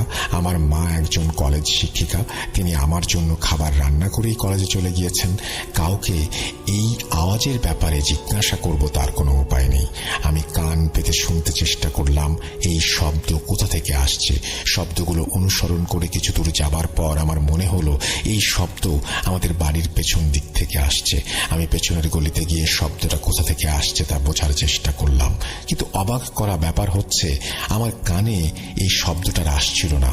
তবু আমি কিছুক্ষণ অপেক্ষা করে শব্দটা শোনার চেষ্টা করছিলাম। ভাবছিলাম হয়তো শব্দটা পাশের বাড়ি থেকে আসছে, কিন্তু যখন আমি বাইরে গিয়ে শব্দের উৎস খোঁজার চেষ্টা করলাম তখন শব্দটা বেমালুম গায়েব হয়ে গেল। কিছুক্ষণ দাঁড়িয়ে থেকে আমি মনে মনে ভাবলাম হয়তো আমি ভুল শুনেছি। আমি আবার ভেতরে এসে নিজের মতো টিভি দেখতে লাগলাম। হঠাৎ আমার খেয়াল হলো রান্নাঘরে কেউ একজন আছে, কারণ রান্নাঘর থেকে থালা বাসনের ঠন ঠন আওয়াজ আসছিল। আমি বেশ চিন্তায় পড়ে গেলাম। ভাবলাম আম্মু তো রান্না করে কলেজে গেছেন, বাসায় আমি আর আম্মু ছাড়া আর কেউ নেই, তাহলে রান্নাঘরে কি হতে পারে? ধীরে ধীরে থালা বাসনের আওয়াজ বাড়তে লাগলো। দিনের বেলায়ও ভয়ে আমার অবস্থা খারাপ হয়ে যাচ্ছিল। আমি ভীত অবস্থায় রান্নাঘরের দিকে এগোতে লাগলাম, কিন্তু সেখানে পৌঁছে আমি কাউকে দেখতে পেলাম না। এভাবে সারাটা সময় অদ্ভুত সব ঘটনা ঘটে চলেছিল আমার সাথে, আর আমি এসবের মধ্যে কোনো মানেই খুঁজে পাচ্ছিলাম না। কি হচ্ছে কিছু বুঝতে পারছিলাম না। দেখতে দেখতে বেলা গড়িয়ে দুপুর হয়ে গেল। দুপুরের দিকে আমার গায়ে জ্বর এলো। বিকেলের দিকে আম্মু বাসায় ফিরে এলেন। আমার অবস্থা দেখে তিনি ডাক্তার ডেকে আনলেন। ডাক্তার আসতে আসতে সন্ধ্যা হয়ে গেল। ডাক্তার এসে কিছুটা সময় আমার অবস্থা পর্যবেক্ষণ করে আমাকে ওষুধ দিলেন। এদিকে আমি এভাবে অসুস্থ হয়ে পড়ে রয়েছি, আর অন্যদিকে 5 দিন পর আমার ফাইনাল পরীক্ষা শুরু হতে যাচ্ছে। পরীক্ষার আগের এক রাতের কথা। পরীক্ষার প্রস্তুতি নিচ্ছি। তখন রাত 8-9টার মতো বাজে। পড়তে পড়তে আমার চোখ লেগে এসেছে। হঠাৎ আমার ঘরে কিছু একটা আওয়াজ শুনে আমার চোখ খুলে গেল। আমি কাঁচা ঘুম থেকে উঠে আমার পেছনের দিকে তাকালাম। আমি দেখলাম আমার পেছনে একজন মানুষ দাঁড়িয়ে আছে। একজন মানুষ যে আমার রুমের জানালার বাইরে এক দৃষ্টিতে তাকিয়ে আছে। তার চোখগুলো ছিল বেশ বড় বড়, তার মাথায় কোনো চুল ছিল না। তাকে দেখে আমি ভয়ে হাঁপাতে শুরু করলাম। আমার মুখ থেকে কোনো কথাই বের হচ্ছিল না, এবং আমি শুধু তার দিকেই মূর্তির মতো ঠাঁই তাকিয়েছিলাম। কিছুক্ষণ পর হঠাৎ সে আমার সামনে থেকে গায়েব হয়ে গেল। আমার সামনে থেকে গায়েব হওয়া মাত্রই আমি যেন হুঁশ ফিরে পেলাম, এবং চেয়ার থেকে উঠে এক দৌড়ে আম্মুর রুমে চলে গেলাম। আম্মুর রুমে গিয়ে আমি আম্মুকে সবকিছু জানালাম, কিন্তু আমার কথা শুনে আম্মু উল্টো আমাকেই বকাঝকা করতে লাগলেন। আম্মু বললেন, তুমি সারাদিন টিভিতে সমস্ত ভূতের প্রোগ্রাম দেখো, এই জন্যই সেই একই জিনিস তোমার স্বপ্নে এসে তোমাকে ভয় দেখায়। আমি তাকে বললাম, আমি আমার রুমে আসলেই একজন মানুষকে দেখেছি, কিন্তু আম্মু কিছুতেই আমার কথায় কর্ণপাত করলেন না। তিনি শুধু বললেন, আমি নিশ্চয়ই কোনো দুঃস্বপ্ন দেখেছি। আমার জন্য আম্মুর এই আচরণ আসলে খুবই হতাশাজনক ব্যাপার ছিল। এরপর কিছুদিন এসব চলতে চলতেই কেটে যায়। তখনও আমার সাথে বাড়িতে বেশ কিছু অদ্ভুত ঘটনা ঘটেই চলেছে। আম্মুকে অনেকবার এসব স্বপ্নের কথা বোঝানোর চেষ্টা করেছি, কিন্তু তিনি আমার কথা একদমই সিরিয়াসলি নিচ্ছিলেন না। কিছুদিন পর পরীক্ষা দিয়ে আমি বাড়ি ফিরছিলাম। আমার শরীর তেমন ভালো ছিল না। আমার বান্ধবীরা কলেজে পরীক্ষা দেবার পর প্রশ্ন উত্তর মেলাতে ব্যস্ত হয়ে পড়ে। আমার শরীর ভালো না থাকায় আমি একাই বাড়ি ফিরছিলাম। রাস্তায় হাঁটতে হাঁটতে আমি দেখলাম রাস্তার ঠিক মাঝখানে সেই দিনের মতো আজও একটি কালো ছাগল মরে পড়ে আছে। এবার আমি তাকে দেখে বেশ ভালো রকমের ভয় পাই, বিধায় তাকে হাত দিয়ে স্পর্শ করিনি। সে রাস্তা দিয়ে না গিয়ে আমি অন্য গলিতে ঢুকে পড়ি। সেখান দিয়ে আমার বাসা যাওয়া যায়। এই গলির ভেতর দিয়ে যাবার সময় আমি আরো ভয়ঙ্কর কিছু দেখি। আমি দেখি এক মহিলা মৃত অবস্থায় গলির এক কোণে পড়ে আছে। তাকে দেখে আমার প্রচন্ড ভয় লাগে। আমি আমার জায়গায় দাঁড়িয়ে কাঁদতে শুরু করি। না, সেই কান্না শিশু বাচ্চাদের মতো ছিল না। আমি ভয়ে কান্না করছিলাম, কিন্তু আমার মুখ থেকে কোনো আওয়াজ বের হচ্ছিল না। আবার আমি সেই গলি দিয়ে না গিয়ে অন্য গলিতে ঢুকি। এইভাবে আমি 3টা গলি পার হলাম, কিন্তু প্রতি গলিতেই আমি সেই মহিলা নয়তো সেই মৃত ছাগলটিকে দেখতে পেলাম। আমি এরপর চোখ বন্ধ করে বাড়ির দিকে দৌড় লাগালাম। কতক্ষণ কিভাবে কোন দিকে দৌড়িয়েছি আমি জানি না। চোখ খুলে দেখি আমি বাড়িতে পৌঁছে গিয়েছি।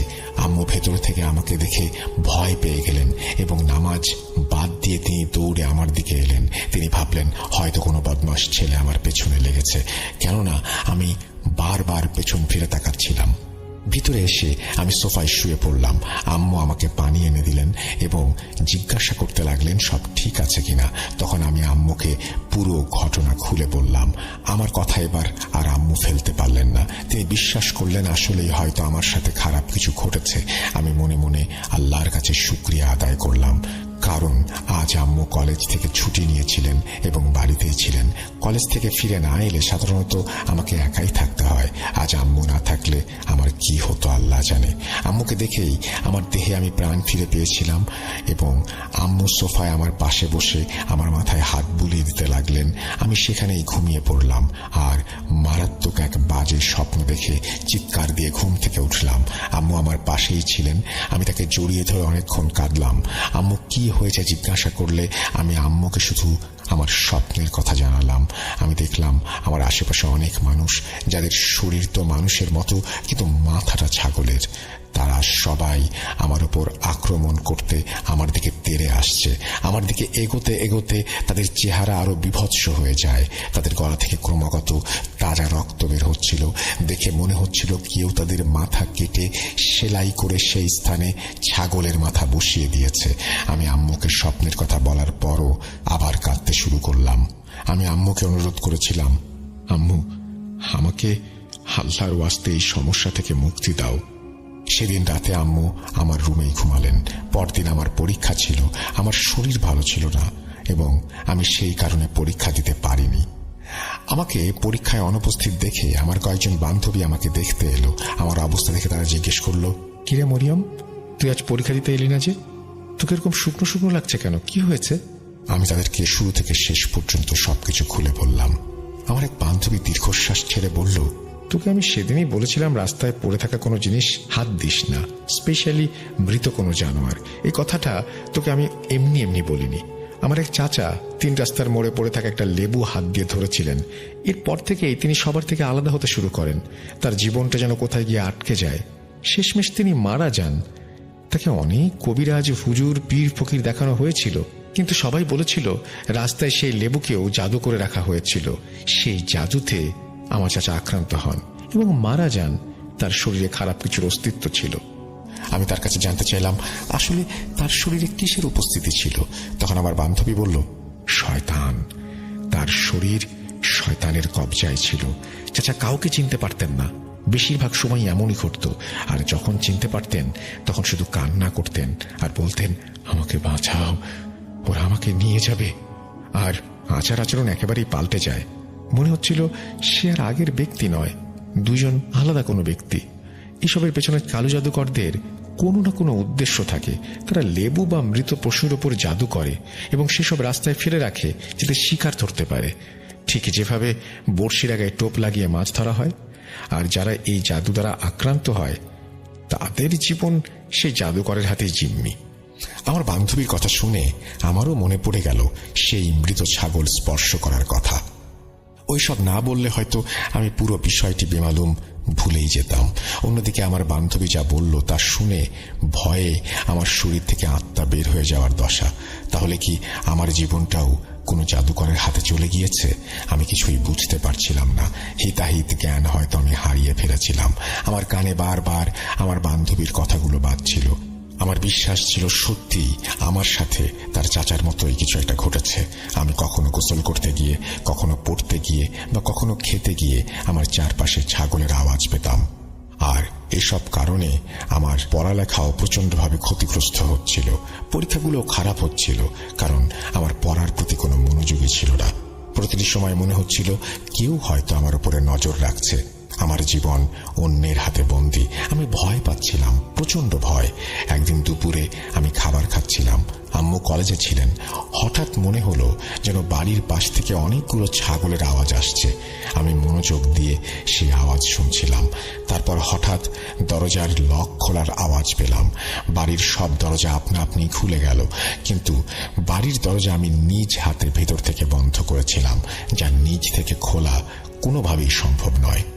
দরজা খোলার আওয়াজ শুনে আমার হাত থেকে খাবারের প্লেট মেঝেতে পড়ে গেল। এসবের মধ্যেই আমার দিন কেটে যাচ্ছিল। আম্মু আমাকে নিয়ে অনেক চিন্তিত ছিলেন। তিনি আমাকে সাইকিয়াট্রিস্ট দেখান, কিন্তু কোনো লাভ হয় না। না ঘুমাতে ঘুমাতে আমার চোখের নিচে কালি পড়ে যায়। তখন আমাকে দেখে যে কারোরই মনে হতো আমি হয়তো অনেক বছর ধরে অসুস্থ। আমাকে ডাক্তারের কাছে নিয়ে গেলে ডাক্তার আমাকে নানা ধরনের ওষুধ দিতেন, কিন্তু সেগুলোর কোনো প্রভাব আমার উপরে পড়তো না। বরং দিন দিন আমার অবস্থা আরো খারাপ হয়ে যেত। একদিন আমি নিজের রুমে শুয়েছিলাম। সময়টা সম্ভবত দুপুরের সময়। আমি ঘুমানোর চেষ্টা করছিলাম। আম্মু কলেজে চলে গিয়েছিলেন। সেই বেচারি আর কতদিনই বা ছুটি নিতে পারেন। অনেকদিন ঘুম না হওয়ায় আমি সেদিন ঘুমিয়ে পড়ি। ঘুমোতে ঘুমোতে আমি অনুভব করলাম যেন আমার কোমরের ওপর অনেক ভারী একটা কিছু পড়েছে এবং আমি বিছানার তোষক ছিঁড়ে তার মধ্যে ঢুকে যাচ্ছি। আমি দেখতে পারছিলাম না আমার ওপরে কে বসে আছে। আমি প্রচন্ড ব্যথায় উঠে বসি। বসা অবস্থায় অনুভূতিটা এমন ছিল যেন আমার কোমরের ওপরে অনেক ভারী কেউ বসে আছে। আমি খুব অস্বস্তি বোধ করছিলাম। মনে হচ্ছিল যেন আমার শরীর মাটির নিচে চলে যাচ্ছে আর আমার শ্বাস নিতে সমস্যা হচ্ছে। আমি প্রচন্ড কষ্ট সহ্য করেছিলাম আর উঠে দাঁড়ানোর চেষ্টা করছিলাম, কিন্তু যে জিনিসটা আমার উপর বসেছিল সেটা ক্রমাগত আমার উপর চাপ দিতেই থাকে। হঠাৎ করে আম্মুর গলার আওয়াজ শুনতে পাই। আম্মু কাউকে উদ্দেশ্য করে বললেন, কে তুই? আম্মুর এই কথা শোনার সাথে সাথে সেই চাপটা আমার উপর থেকে সরে গেল। আমি উঠে বসে তাকালাম, দেখলাম পেছনে আম্মু দাঁড়িয়ে আছেন। আম্মুকে দেখে আমি কাঁদতে কাঁদতে জড়িয়ে ধরলাম। আম্মু আমার মাথায় হাত রেখে আমাকে শান্ত করার চেষ্টা করছিলেন। আমি আম্মুর চেহারায় সে সময় ভয়ানক কিছু প্রত্যক্ষ করার পর কারো চেহারায় যে ভয়ের ছাপ পড়ে তা স্পষ্ট দেখেছি। আম্মুকে দেখে পরিষ্কার বোঝা যাচ্ছিল যেন তিনি খুবই অদ্ভুত একটি কিছু দেখেছেন, যার ব্যাপারে তার বিন্দুমাত্র কোনো ধারণাই নেই। আমি আম্মুর গলা ধরা অবস্থায় ক্রমাগত কাঁদছিলাম এবং বলছিলাম, আম্মু, কেউ আমার উপরে বসেছিল, সে আমাকে মারতে চায়, আমাকে বাঁচাও আম্মু, আমাকে বাঁচাও, আমার এই যন্ত্রণা আর সহ্য হচ্ছে না, আমার উপরে দয়া করো আম্মু, দয়া করো। সেদিন আম্মু আমাকে তেমন কিছুই বলেননি, শুধু আমাকে নিজের রুমে নিয়ে গেলেন। তিনি আমার জন্য খুব চিন্তিত ছিলেন এবং আমার সমস্যা জানার জন্য নানা প্রকার প্রশ্ন করছিলেন। আমার জন্য আম্মুর সহানুভূতি দেখে সেদিন আমিও খুব কেঁদেছিলাম।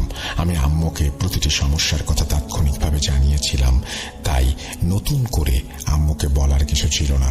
আম্মু আমাকে সান্ত্বনা দিলেন এবং বললেন তিনি কারো সাথে ব্যাপারে কথা বলবেন। তারপর আম্মু তার কলেজের কোনো পরিচিত একজন কলিগের সাথে এই বিষয়ে কথা বলেন। তবে আম্মু কার সাথে এই ব্যাপারে কথা বলেছিলেন তা আমি সঠিক জানি না। আম্মু যার সাথে এই ব্যাপারে কথা বলেন তিনি আম্মুকে একজন ফকিরের কথা বলেন, যিনি কিনা এসব জাদুটোনা ঘটিত সমস্যাগুলোর ব্যাপারে বিশেষজ্ঞ ছিলেন এবং তিনি নিজেও জাদুর কাজ করতেন। আমরা পরের দিনই সেই ফকিরের কাছে চলে গেলাম। আমরা যখন সেখানে ওনার কাছে পৌঁছালাম তখন আমরা দেখা করার জন্য অপেক্ষা করতে লাগলাম। আমাদের সময় এলে আমরা তার সাথে দেখা করতে একটি রুমে প্রবেশ করি।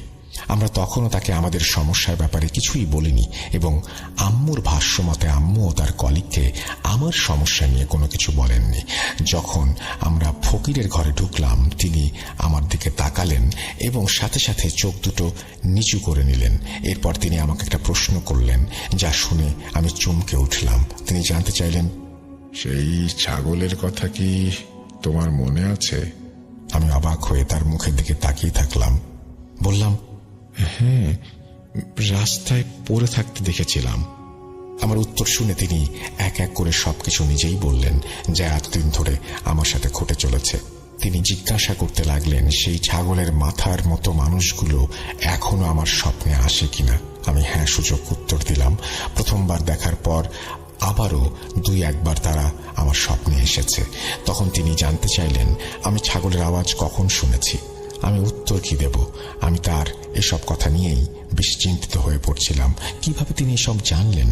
একে একে আমি তাকে তার সব প্রশ্নের উত্তর দিলাম। তারপর আম্মুর দিকে তাকিয়ে জিজ্ঞেস করতে লাগলেন তিনি, আপনি কি সেই মানুষটাকে দেখেছেন যে আপনার মেয়ের ওপরে বসেছিল? আম্মু হ্যাঁ সূচক উত্তর দিলেন। তিনি দেখেছেন। তিনি মায়ের কাছে জানতে চাইলেন, তার চেহারা কেমন ছিল? তখন মা বললেন তার মাথায় কোনো চুল ছিল না।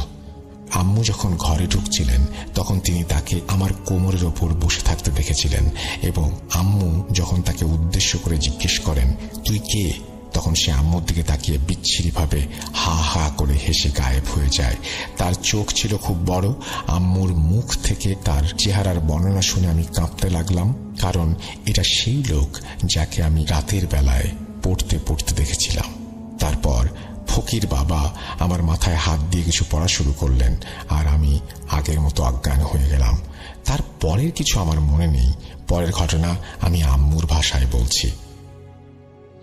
যখন ফকির বাবা তোমার মাথায় হাত দিয়ে দোয়া পড়া শুরু করছিলেন তখন তোমার উপরে কেউ এসে ভর করে। তারপর সে ছাগলের মতো আওয়াজ করতে শুরু করে, কিন্তু তার আওয়াজ শুনে মনে হচ্ছিল এটি কোনো ছাগলের আওয়াজ নয়, বরং হাজার হাজার ছাগলের আওয়াজ কানে ভেসে আসছে। ফকির বাবা পড়া শেষ করে তোমার দিকে তাকিয়ে বললেন, তুই জানিস এই সময় তুই কোথায় বসে আছিস? ফকির বাবার কথা শুনে তুমি তৎক্ষণাৎ মাথা নামিয়ে ফেলো। ফকির বাবা ধমকের সুরে তোমার ভেতরে থাকা শয়তানকে বলে, তোর কাছে একটা প্রস্তাব আছে। যদি তুই এই মেয়ের কাছ থেকে না যেতে চাস তাহলে সেটা সম্ভব না। তুই জানিস আমি তোর কি হাল করতে পারি, আর যদি আমার গোলাম হয়ে থাকতে চাস তাহলে আমার কাছে চলে আয়, কিন্তু তুই লড়াইটা করার চেষ্টা করিস। তুই জানিস আমি তোর এবং তোর সেই মালিক জাদুকরের সাথে কি করতে পারি। ফকির বাবা এসব বলতে বলতে রুমের দরজা নিজেই খুলে দিলেন। মনে হচ্ছিল যেন কেউ বাইরে বেরিয়ে গেল। ফকির বাবা আবারও শয়তানকে হুমকি দিতে লাগলেন এবং তুমি শান্ত হতে শুরু করলে। আস্তে আস্তে তুমি জ্ঞান হারালে। পরে ফকির বাবা তোমাকে কিছু তাবিজ দিলেন আর পানি পড়ে তোমার মুখে চেটালেন। তোমার জ্ঞান ফিরে এলে তিনি সেই পানি তোমাকে খাওয়ালেন। তখন তোমার শরীরের অবস্থা একটু ভালো হতে শুরু করেছে। ফকির বাবা তোমাকে জিজ্ঞেস করলেন তোমার কেমন অনুভব হচ্ছে। তুমি বললে তোমার ভেতর থেকে যেন সবকিছু বের হয়ে গিয়েছে, এখন তুমি ভালো বোধ করছো।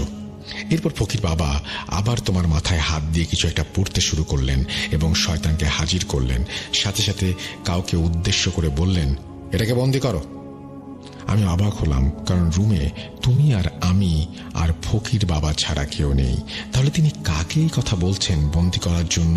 ফকির বাবা এই কথা বলার সাথে সাথেই রুমে যেন কাল বৈশাখী ঝড় বইতে শুরু করলো।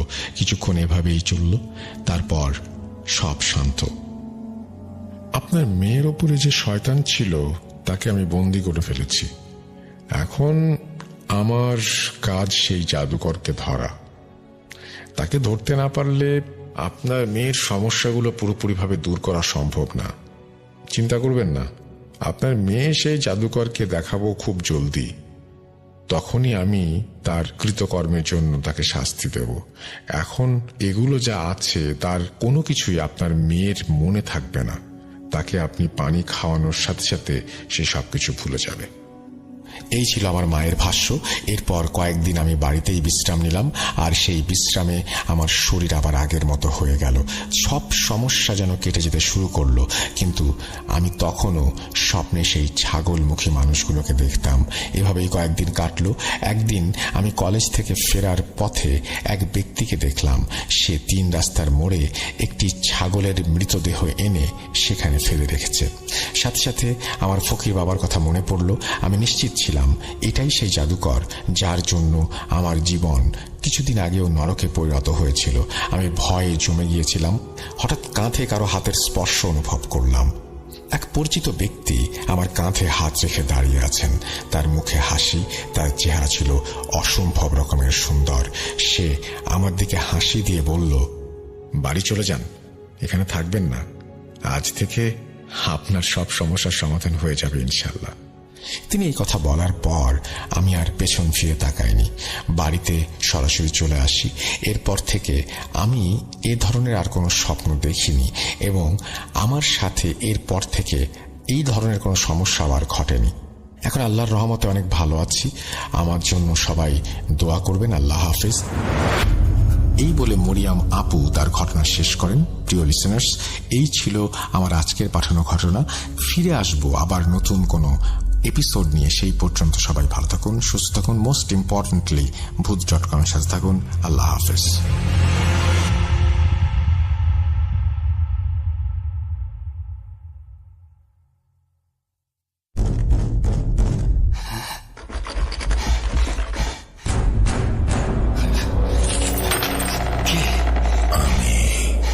অশরীরী দেখতে পাবে না কবু। এত কাল ধরে শুনছ, শুনতে কি পাও না তবু? ভূত.com, The Fear Returns with Russell।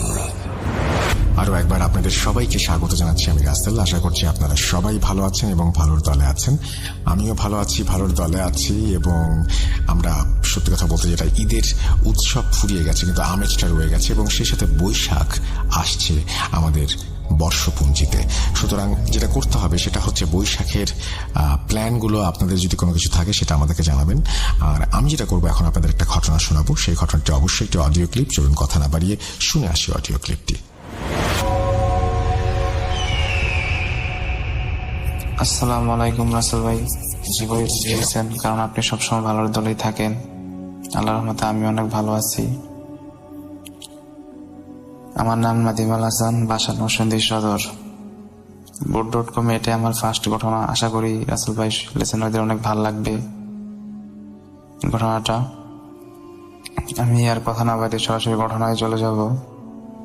ঘটনা শুরুতেই বলে নেই, ঘটনাটা যেটা ঘটে, ঘটনাটা মূলত আমার এক রিলেটিভের সাথে ঘটে। সম্মত কারণ রাসেল ভাই আমি ঘটনা আমার রিলেটিভের নামটা আমি উল্লেখ করতে চাচ্ছি না, তার নাম দিচ্ছি সাকিব। তো রাসেল ভাই সাকিব ভাই যখন ক্লাস 8 বা 9 পর অবস্থায় ওনার বাবা মারা যায়। তো আমার যে সাকিবের যে মা, উনি মানে পরিবারের যে খরচ বা ওনাদের যে পড়ালেখার খরচ সবগুলাই বহন করতো। তো এমতো অবস্থায় অনেকটাই হিমশিম খেয়ে যাচ্ছিল সাকিবের মা। তো সাকিবের 2 খালাতো ভাই ছিল, দুবাই থাকতো। তো ওনাদের সাথে যোগাযোগ করার পর মানে ডিসিশন নিল যে সাকিব ভাইরে দুবাই পাঠাই দিব। তো রাসেল ভাই যেমন কথা এমন কাজ, মানে ওনাদের সাথে কথা বলার পর সাকিব ভাইয়ের মাসখানেকের মধ্যে মাস 2 পরে দুবাই পাঠাই দিল। তো রাসেল ভাই সাকিব ভাই দুবাই যাওয়ার পর আল্লাহর মধ্যে ভালো স্যালারি পাইতো 70 থেকে 80 হাজার টাকার মতো স্যালারি পাই। তো ওনাদের অবস্থা ভালো হয়েছিল।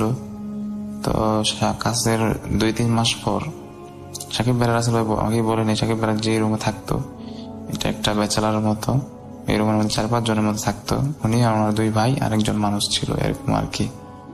তো সাকিব ভাইরা সবাই খাওয়া দাওয়া করতো, ওনাদের একটা বোয়া ছিল, উনি সম্ভবত পাক করে দিত, এরকম আর কি।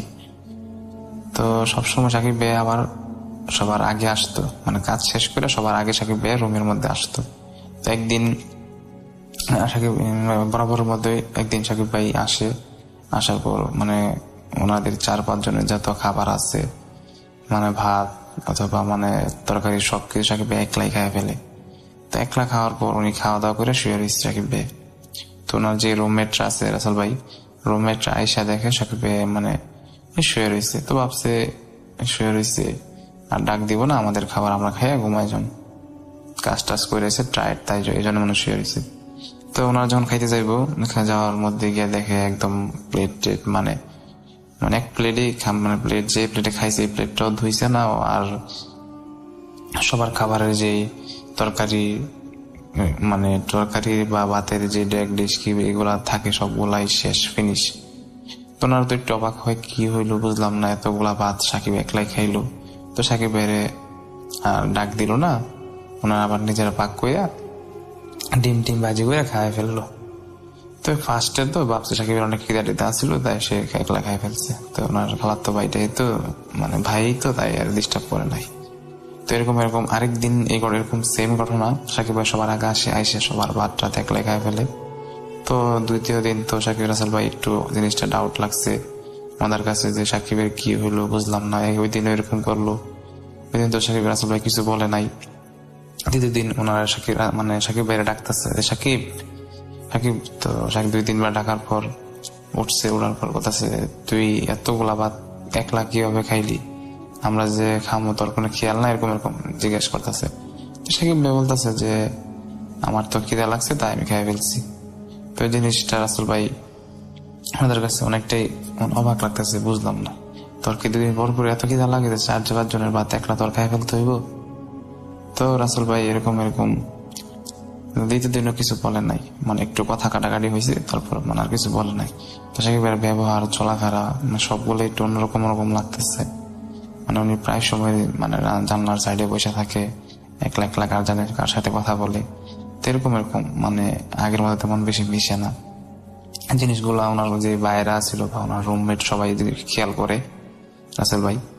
তো পরে এরকম আরো একবার ঘটে জিনিস, এরকম সবার খাবার একলা খাই ফেলছে। তো ওনারা তো স্বাভাবিক এরকম অত্যাচারের মতোই হয়, প্রতিদিন সহ্য করবে না। তো ওনার যে রাসেল ভাই সাকিব ভাইয়ের যে ভাইরা আছে ওনারা ফোন দিচ্ছে, যে ফোন দিয়ে বলতেছে এমন খালা সাকিবের তো এরকম। তো সাকিব ভাই আবার রাসেল ভাইরা বলে নেয় ভালো, ওনার মার সাথে তেমন যোগাযোগ করতেছিল না মানে কয়েক সপ্তাহ ধরে, মানে কারোর সাথে ফোন করে না, তেমন একলা থাকে। তো রাসেল ভাই সাকিব ভাইয়ের আম্মা তো অনেকটা টেনশনে পড়ে যাচ্ছে ওর কি হইলো এরকম এরকম। তো পরে রাসেল ভাই সাকিব ভাই রুকিয়েছে, চিন্তা করলো যে ও যদি এরকম এরকম করে তো আবার তো একটা মানে ওর 6 মাসের ছুটি বা 3-4 মাসের ছুটি দিয়ে বাংলাদেশে পাঠা, ওর চিকিৎসা করে পরে যাইব না। তো রাসেল ভাই যেমন কথা এরকম কাজ, ওনারা 7-10 দিন পরে বাংলাদেশে 6 মাসের টিকিট দিয়ে বাংলাদেশে পাঠাইলো। তো বাংলাদেশে আসার পর ওনার মা ওনারে অনেকটাই মানে নিজের কাছে রাখে, 2-1 দিন ভালোই এরকম। তো একদিন 3-4 দিন যাওয়ার পর একদিন হঠাৎ করে রাত্রে 2টা বা 3টা বাজে এরকম রাসেল ভাই ওনারে ঘর থেকে পাইতেছে না। তো এলাকার যারা সবাই খোঁজাখুঁজি করতেছে যে সাকিব কোথায় গেল। খোঁজার পর অনেকক্ষণ পরেই মানে ওনাদের বাসার সামনে একটু সামনে একটা পুকুর আছে, পুকুরের সাইডে একটা বট গাছের উপর দেখে সে শুয়ে রয়েছে, পাটা নিচে ঝুলতেছে, মাথা উপরে, তার সাথে কথা বলতেছে। তো পরে যারা গাছ টাছ ভালো পাইতে পারে তাদের দিয়ে নামাইলো। নামার পর জিজ্ঞেস করতেছে সাকিব তোমার কি হয়েছে, এরকম এরকম তুমি গাছের মধ্যে কিভাবে গেলা। সাকিব বলতেছে এরকম এরকম যে ওনারা তো আমাকে ডাকে, মানে আমি না গেলে তো আমার মাইরা ফেলবো, আমি যদি যাই তাহলে আমার আদর করবো, আমার নিয়ে যাইবো, এরকম এরকম আর কি। তো সাকিবের মা জিনিসটা অনেকটাই মানে ভয় পাইলো যে এরকম এরকম আমার ছেলে এসব কি বলতেছে। তো পরে চিন্তা ভাবনা করলো ভালো একটা হুজুর টুজুর দেখা হবে। তো নিয়ে ভালো ঢাকার মধ্যে নিয়ে গেলো, ঢাকার মধ্যে ভালো এক হুজুর। তো হুজুরের কাছে নিয়ে যাওয়ার পর হুজুর দেখা বললো যে এরকম এরকম সাকিবের সাথে তো অনেকটা অনেক খারাপ কিছুই থাকতেছে, একটা না 4-5টা। তো রাসেল ভাই সাকিবের আম্মা অনেকটাই ভয় পাইছে যে 4-5টা মানে।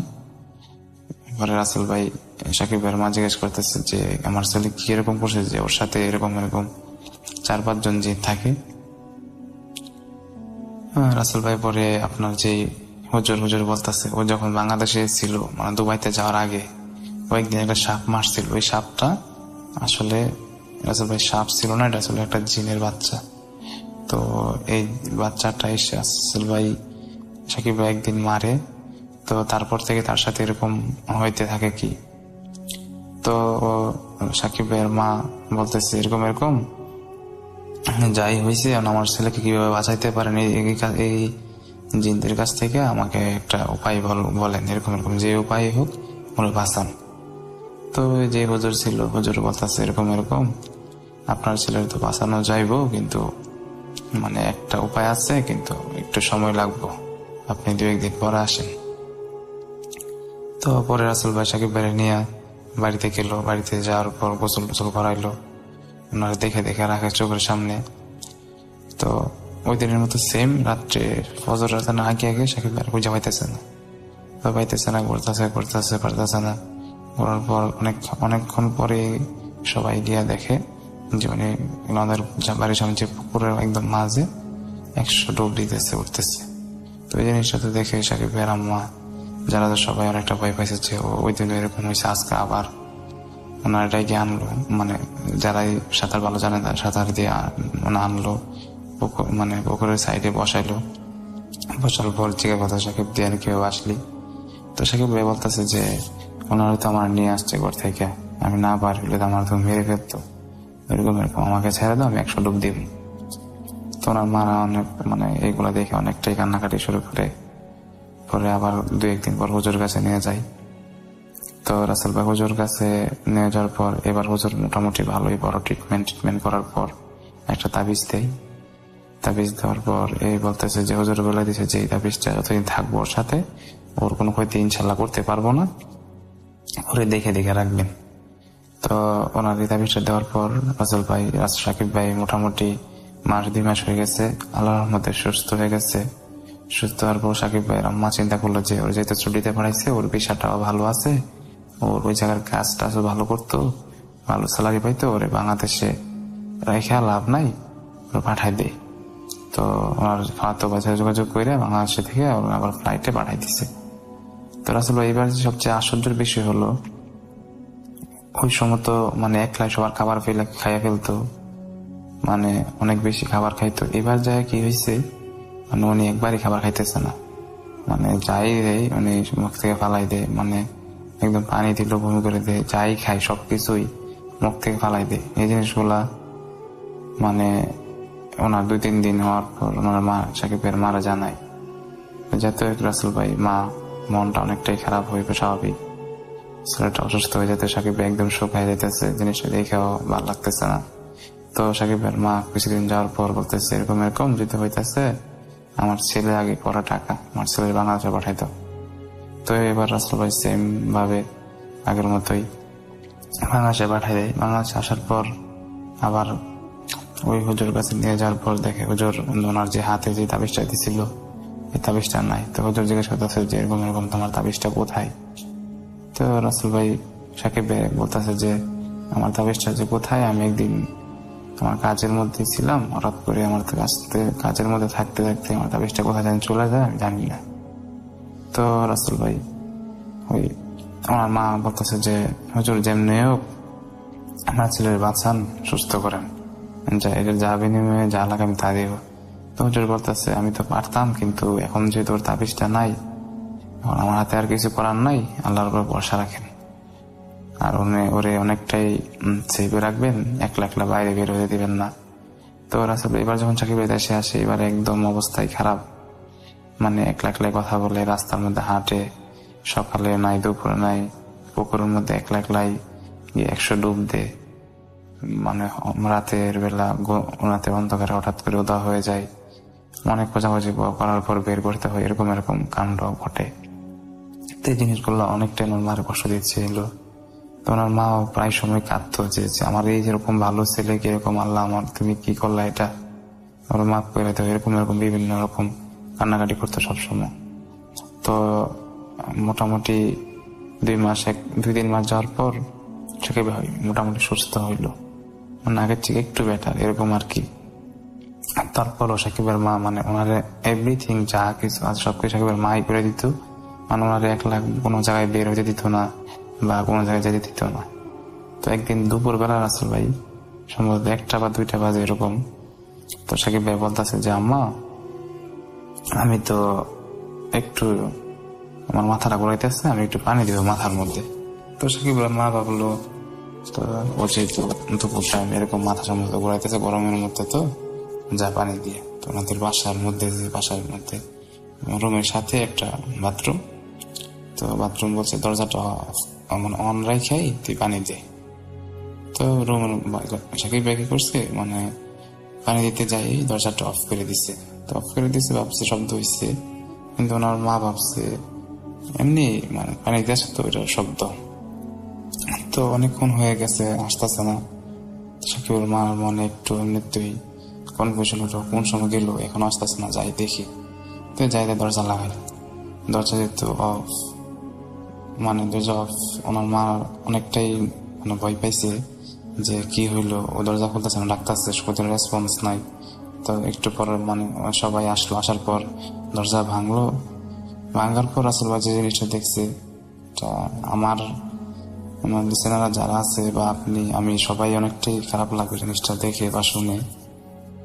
ওনার লাশ মানে উনি সেন্সলেস অবস্থায়, প্রথমত ভাবছে রাসেল ভাই সেন্সলেস অবস্থায় শুয়ে পড়ে আছে কমরের উপর, কিন্তু আসলে এটা না। যখন মানে ওনারে নিয়ে হসপিটাল যাওয়ার পর যখন ডাক্তার বলে যে উনি আর নাই, জিনিসটা শুনে আমার কাছে অনেকটা খারাপ লাগছে রাসেল ভাই, যে সাকিব ভাইয়ের লাশ পর্যন্ত মানে ওনারা দিল না, মানে বাঁচতেই দিল না, ওনার সাথে নিয়ে মানে শেষমেশ মানে ওরা শান্তি হইলো এরকম আর কি।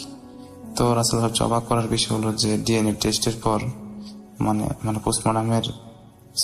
পোস্টমর্টমের পর জানতে পারলো যে এরকম মানে ওনার হাতের ছাপই ওনার মানে গলার মধ্যে ওনার মানে যে জিনগুলো আছে মানে ওনার ভিতরে বর করে ওনার নিজের হাত দিয়ে মানে গলা টিপে মারছে। এটা আসলে অনেকটা খারাপ লাগার জিনিস।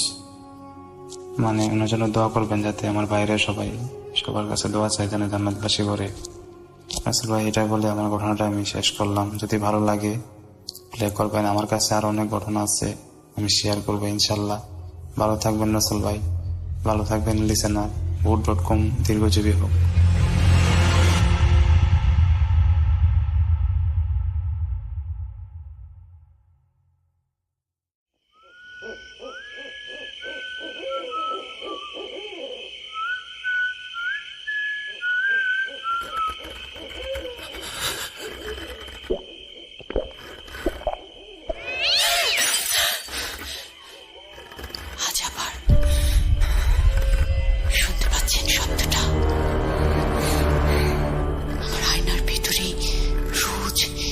ভাবেই আসে।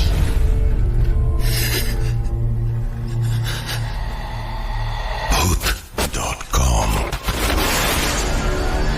with Russell. আরো একবার আপনাদের সবাইকে স্বাগত জানাচ্ছি। আমি রাসেল। আশা করছি আপনারা সবাই ভালো আছেন, ভালোর দলে আছেন। আমিও ভালো আছি, ভালোর দলে আছি। এবং এখন আমরা তৃতীয় অডিও ক্লিপে যাব। আমাদের অডিও ক্লিপের মান যে ভালো হচ্ছে সেই ফিডব্যাক আপনাদের কাছ থেকে প্রতিনিয়ত পাচ্ছি। এবং আপনারা যত বেশি পার্টিসিপেট করবেন, যত বেশি আপনারা এই ধরনের ঘটনা পাঠাবেন, তত বেশি কিন্তু আমরা সমৃদ্ধ হব এবং দারুণ দারুণ সবকিছু আপনাদের সামনে নিয়ে এসে উপস্থাপন করতে পারবো। আমরা চলে যাব আমাদের পরবর্তী ঘটনায়। আসসালামু আলাইকুম রাসেল ভাই, আমি শাহরিয়ার, ঢাকা বিভাগের নরসিংদী জেলার শেষ বর্ডার থেকে বলছি। শেষ বর্ডার বলার কারণ আমাদের গ্রামটা নরসিংদী জেলার শেষ গ্রামটি। আমাদের গ্রামের পর থেকে নারায়ণগঞ্জ জেলাটি শুরু। সো আর কথা না বাড়িয়ে আমি আমার ঘটনা শুরু করি। আমাদের ঘটনাটা আমাদের ফ্যামিলির সাথে ঘটা এবং কন্টিনিউয়াসলি করতেছে আমাদের বাড়িতে। সো প্রথম ঘটনাটি আমার আম্মুর সাথে হয়। তো আমি আমার বাড়ির একটু ডিটেলস বলতে চাই। আমাদের বাড়ি থেকে একটু দূরে আমাদের রান্নাঘরটা। সো এর মাঝখানে, বাড়ি আর রান্নাঘরের মাঝখানে একটি কমলার চারা বলতেছি, আসলে এটা গাছও না, মানে একবারে চারাও না, মানে 3-4 বছর, 5 থেকে 6 ফিট হবে। এটার মধ্যে 2 বছর ধরে মানে কমলা হইতেছে। তো আমার আম্মু মানে 9টা থেকে 10টার মধ্যে মানে রুম থেকে বের হয়েছে যে রান্নাঘরে যাবে। ওই সময় কারেন্ট চলে গেছে। তো মোবাইলের লাইট জ্বালিয়ে মানে উনি বের হন। তো আম্মু বের হওয়ার পর মানে মোবাইলের লাইটটা যখন মানে ওই গাছটার মধ্যে ধরেন, তখন আম্মু দেখতে পেল যে ওই গাছটা পুরো মানে উল্টো হয়ে মাটির সাথে মিশে গেছে। মিশে আবার সাথে সাথে আগের জায়গায়। তো আম্মু জিনিসটা দেখে মানে ওই সময় ভাবলো যে হয়তো চোখের ভুল বা কি ঘটলো, আম্মু তখন বুঝতে পারলো না। কারণ একটা গাছ 5 থেকে 6 ফিট, গাছটা একবার মাটির সাথে মিশে গিয়ে আবার মানে আগের জায়গায় মানে ফিরে আসছে। ওইটা অন্যরকম একটু। তো জিনিসটা দেখে আম্মু ভয় পায় কিনা জানি না, সাথে সাথে আমাদেরকে এসে মানে বলে যে আমি তো এরকম দেখছি। গাছটার সাথে সাথে মাটির সাথে একবারে মানে লেগে সাথে সাথে আবার আগের জায়গায় মুভ করলো, মানে আগে যে এরকম ছিল ওই রকম। তো ওই ঘটনাটার 3 দিন পর রাসেল ভাই আমার যে গাছটা আছে কমলার চারাটা, ওইটা পুরোপুরি শুকিয়ে যায় এবং গাছটা মারা যায়। তো জিনিসটা খুবই অন্যরকম। আমি এরকম একটা জিনিস দেখছি এবং 3 দিন পর গাছটা মারা যায়। গাছটার বয়স তেমন ছিল না, 3 বছর আগে আমি একটা কলবের গাছ লাগাইছি, ওইটা মানে মারা যায়। তো যাই হোক, এটা প্রথম ঘটনা। দ্বিতীয় ঘটনাটা ঘটে আমার সাথে। আমি মাগরিবের মানে আজানের 10 থেকে 12 মিনিট আগে ঘটনাটা ঘটে আমার সাথে। আমি তখন মানে শুয়েছিলাম, সন্ধ্যাবেলা শুয়ে মোবাইলে নাটক দেখতেছি। তো আমি যে রুমে শুয়েছিলাম ওই রুমের মানে পরের যে রুমটা আছে ওইটা আমার খাটের বরাবর, মানে খাটের ঠিক বরাবর ওই রুমের দরজাটা। সো আমি দেখলাম যে ওই রুমের দরজাটা হুট করে মানে একটু খুলে গেল। আমার রুমটা তখন মানে লাইট জ্বালানো ছিল না, ওই রুম পুরোপুরি অন্ধকার। সো আমি ভাবলাম হয়তো আমার আম্মু ওই রুমটা মানে খুলছে দরজাটা, যে আমার বলার জন্য যে এখনো শুয়ে আছিস কেন, মানে নামাজ যা, এরকম বলে, সবসময় বলে। যদি মানে নামাজ না পড়ে শুয়ে থাকি বা আজানার আগে শুয়ে থাকি, ওই সময় আম্মু মানে বলে। তো আমি ভাবলাম হয়তো আম্মু খুলছে দরজাটা, কিন্তু আমি ওই দিকে একটু মানে চেয়ে আবার মোবাইলের দিকে মানে নাটক দেখতেছি। পরে হুট করে আবার দরজাটা বন্ধ হয়ে গেল। তো আমি কি মনে করে মানে আমার জিনিসটা অন্যরকম লাগলো যে আম্মু যদি খুলতো তাহলে আম্মু তো কিছু একটা বলতো আমারে। পরে আমি খাট থেকে নামলাম, নেমে কি জানি মনে করে আমি আমার মোবাইলের টর্চটা মানে জানাইলাম। হয়তো আমার ওই সময় অনেক কেমন জানি ভয় ভয় লাগতেছে, কারণ আমি ওই রুমের জানালা আর দরজা ভিতর থেকে মানে লাগিয়ে এই রুমে আইসা মানে শুয়ে শুয়ে মোবাইল দেখতেছি। তো আমি টর্চটা জ্বালিয়ে আমার রুমের লাইট অন করলাম। ওই রুমে আমি গেলাম, গিয়ে দেখলাম ওই রুমের দরজা মানে ভিতর থেকে লাগানো, জানালাগুলো লাগানো, মানে বাতাসে যে দরজাটা মানে খুলবে আবার সাথে সাথে লেগে যাবে ওই রকম কিছুই না। পরে আমি জিনিসটা দেখে মানে আমি ওই সময় ভয়ই পাইলাম। ওইটা আমি আম্মুরের সাথে সাথে জানাইলাম। পরে আম্মু মানে ওই ঘটনার পর থেকে মানে যে আমাদের ওই যে গাছটা পুরো মাটির সাথে লাগিয়ে গেছে, ওইটা মানে আম্মু বলার পর আমরা মানে কেউই তেমন একটা মানে বিশ্বাস করি নেই। বলছি যে তুমি ভুল দেখছো, গাছটা হয়তো অন্য কারণে মারা যেতে পারে এরকম। পরে আম্মু বলতেছে যে দেখ মানে তোরা তো আমার কথা বিশ্বাস করিস না, আমি যে বলছি বাড়ির মধ্যে মানে কিছু অদ্ভুত কিছু করতেছে। পরে ওইটা মানে আমার চোখের ভুল হতেই পারে না, কারণ আমি দেখলাম যে দরজাটা পুরো খুললো, ওই রুমে অন্ধকার ছিল ওইটাও আমি দেখছি, এবং 5 থেকে 6 সেকেন্ডের পর আবার দরজাটা মানে অটোমেটিক লেগে গেল। দরজাটা পুরোপুরি খোলে নাই, আবার মানে হালকা একটু খোলে নাই, মানে মাঝারি আকারে মানে খুলছে, মানে যেমন কেউ খুললে টাকার জন্য খোলে বা ইয়া করে ওই রকম। ওইটা দেখে আমি খুবই ভয় পাই। এরপর একটা মানে ভয়াবহ আমি স্বপ্ন দেখি। যাই হোক, স্বপ্নের কথা বলা ঠিক না। তো তৃতীয় ঘটনাটা আমি বলি। তৃতীয় ঘটনাটা খুবই রিসেন্ট, কিছুদিন এই মাসের 10 থেকে 12 তারিখে ঘটনাটা আমি মানে সন্ধ্যাবেলায় আমার মোবাইল চার্জ দিয়ে আমি আমার ফ্রেন্ডের সাথে বেরোইলাম বাসা থেকে ক্রাম বোর্ড খেলার জন্য। তো ক্রাম বোর্ড খেলতে খেলতে প্রায় 7টা থেকে 8টা মানে রাত 8টা বেজে গেল। গ্রামের 8টা, যদিও এখন আমাদের গ্রামটা মানে শহরের মতো নয়, উন্নত, মানে আগের গ্রামের মতন না যে 8টা বাজলে সবাই ঘুমায় যায়, এরকম না, সবাই 11টা 12টা বাজেই ঘুমায়। তো এখন রাসেল ভাই এখন কিছুদিন ধরে মানে রাত্রে 12টার পর থেকে মানে চাঁদ উঠতেছে ঠিকই, কিন্তু সন্ধ্যাবেলাটা খুবই অন্ধকার থাকে, একবারে কালো যে অন্ধকারটা আছে ওইটা। সো আমার কাছে মোবাইলও ছিল না। আমি আস্তে আস্তে মানে আমাদের বাড়ির আগে একটা উঠান আছে, বড় উঠান। সো উঠান আসতেছি, কালো মানে অন্ধকারে কিছুই দেখতেছি না, সবই মানে কালো কালো লাগতেছে। যাই হোক, হুট করে মানে পিছন থেকে মানে একটা কুকুর মানে কেউ করে উঠলো, মানে দাগ দিয়ে উঠলো। সো এখন মানে কুকুর খুবই আক্রমণাত্মক, মানে কুকুর মানে এই সময় নাকি পাগল হয়ে যায়, মানে কামড় টামড় দেয়। সো আমি এটা ভেবে একটু মানে তাড়াতাড়ি হাঁটতেছি। তাড়াতাড়ি হাঁটার সময় রাসেল ভাই হুট করে মানে কি যেন মানে আমার কপালে এসে মানে বাড়ির মতো লাগলো, যে কিছু একটা আমার কপালের মধ্যে এসে মানে বাড়ি দিচ্ছে এরকম। সো আমি বুঝতে পারলাম না। আমি খুবই তাড়াহুড়া করে মানে রুমে চলে আসলাম, আম্মুরে দেখাইলাম যে দেখো তো আমার এখানে কি হয়েছে। পরে আম্মু দেখতেছে মানে জিনিসটা লাল হয়ে রয়েছে জায়গাটা। আমিও আয়নার মধ্যে খেয়াল করলাম খুবই লাল হয়ে গেছে। পরে একটু পরে জায়গাটা খুবই ফুলে গেল। সো এই ছিল রাসেল ভাই আমার সাথে অদ্ভুত কিছু ঘটনা আমাদের সাথে। কি বাড়ি দিল ভাই, কিসে বাড়ি দিল আমি কিছুই বলতে পারবো না, আমি কিছুই দেখলাম না। আর এমন না যে কেউ অন্য কোনো মানুষ এসে বাড়ি দিবে, কারণ উঠানটা খুবই বড় ছিল। যদি কোনো মানুষ যদি আইসা বাড়ি দিত বা বাড়ি দেওয়ার পরে দৌড়ে মানে চলেও যাইতো, আমি আওয়াজটা শুনতে পাইতাম, বাট আমি কিছুই শুনতে পাইনি। আমার কপালটা এখনো ফোলা আছে আমি যে রেকর্ড করতেছি। এই ছিল রাসেল ভাই আমার সাথে, আমাদের ফ্যামিলির সাথে ঘটে যাওয়া কিছু ঘটনা। যদি ভালো লাগে তাহলে লিসেলামদের শোনাবেন। আসসালামু আলাইকুম। Welcome back. আপনাদের সবাইকে স্বাগত জানাচ্ছি আমি রাসেল। আশা করছি আপনারা সবাই ভালো আছেন, ভালোর দলে আছেন। আমিও ভালো আছি, ভালোর দলে আছি। আর এই ছিল আমাদের আজকের বিশেষ আয়োজন।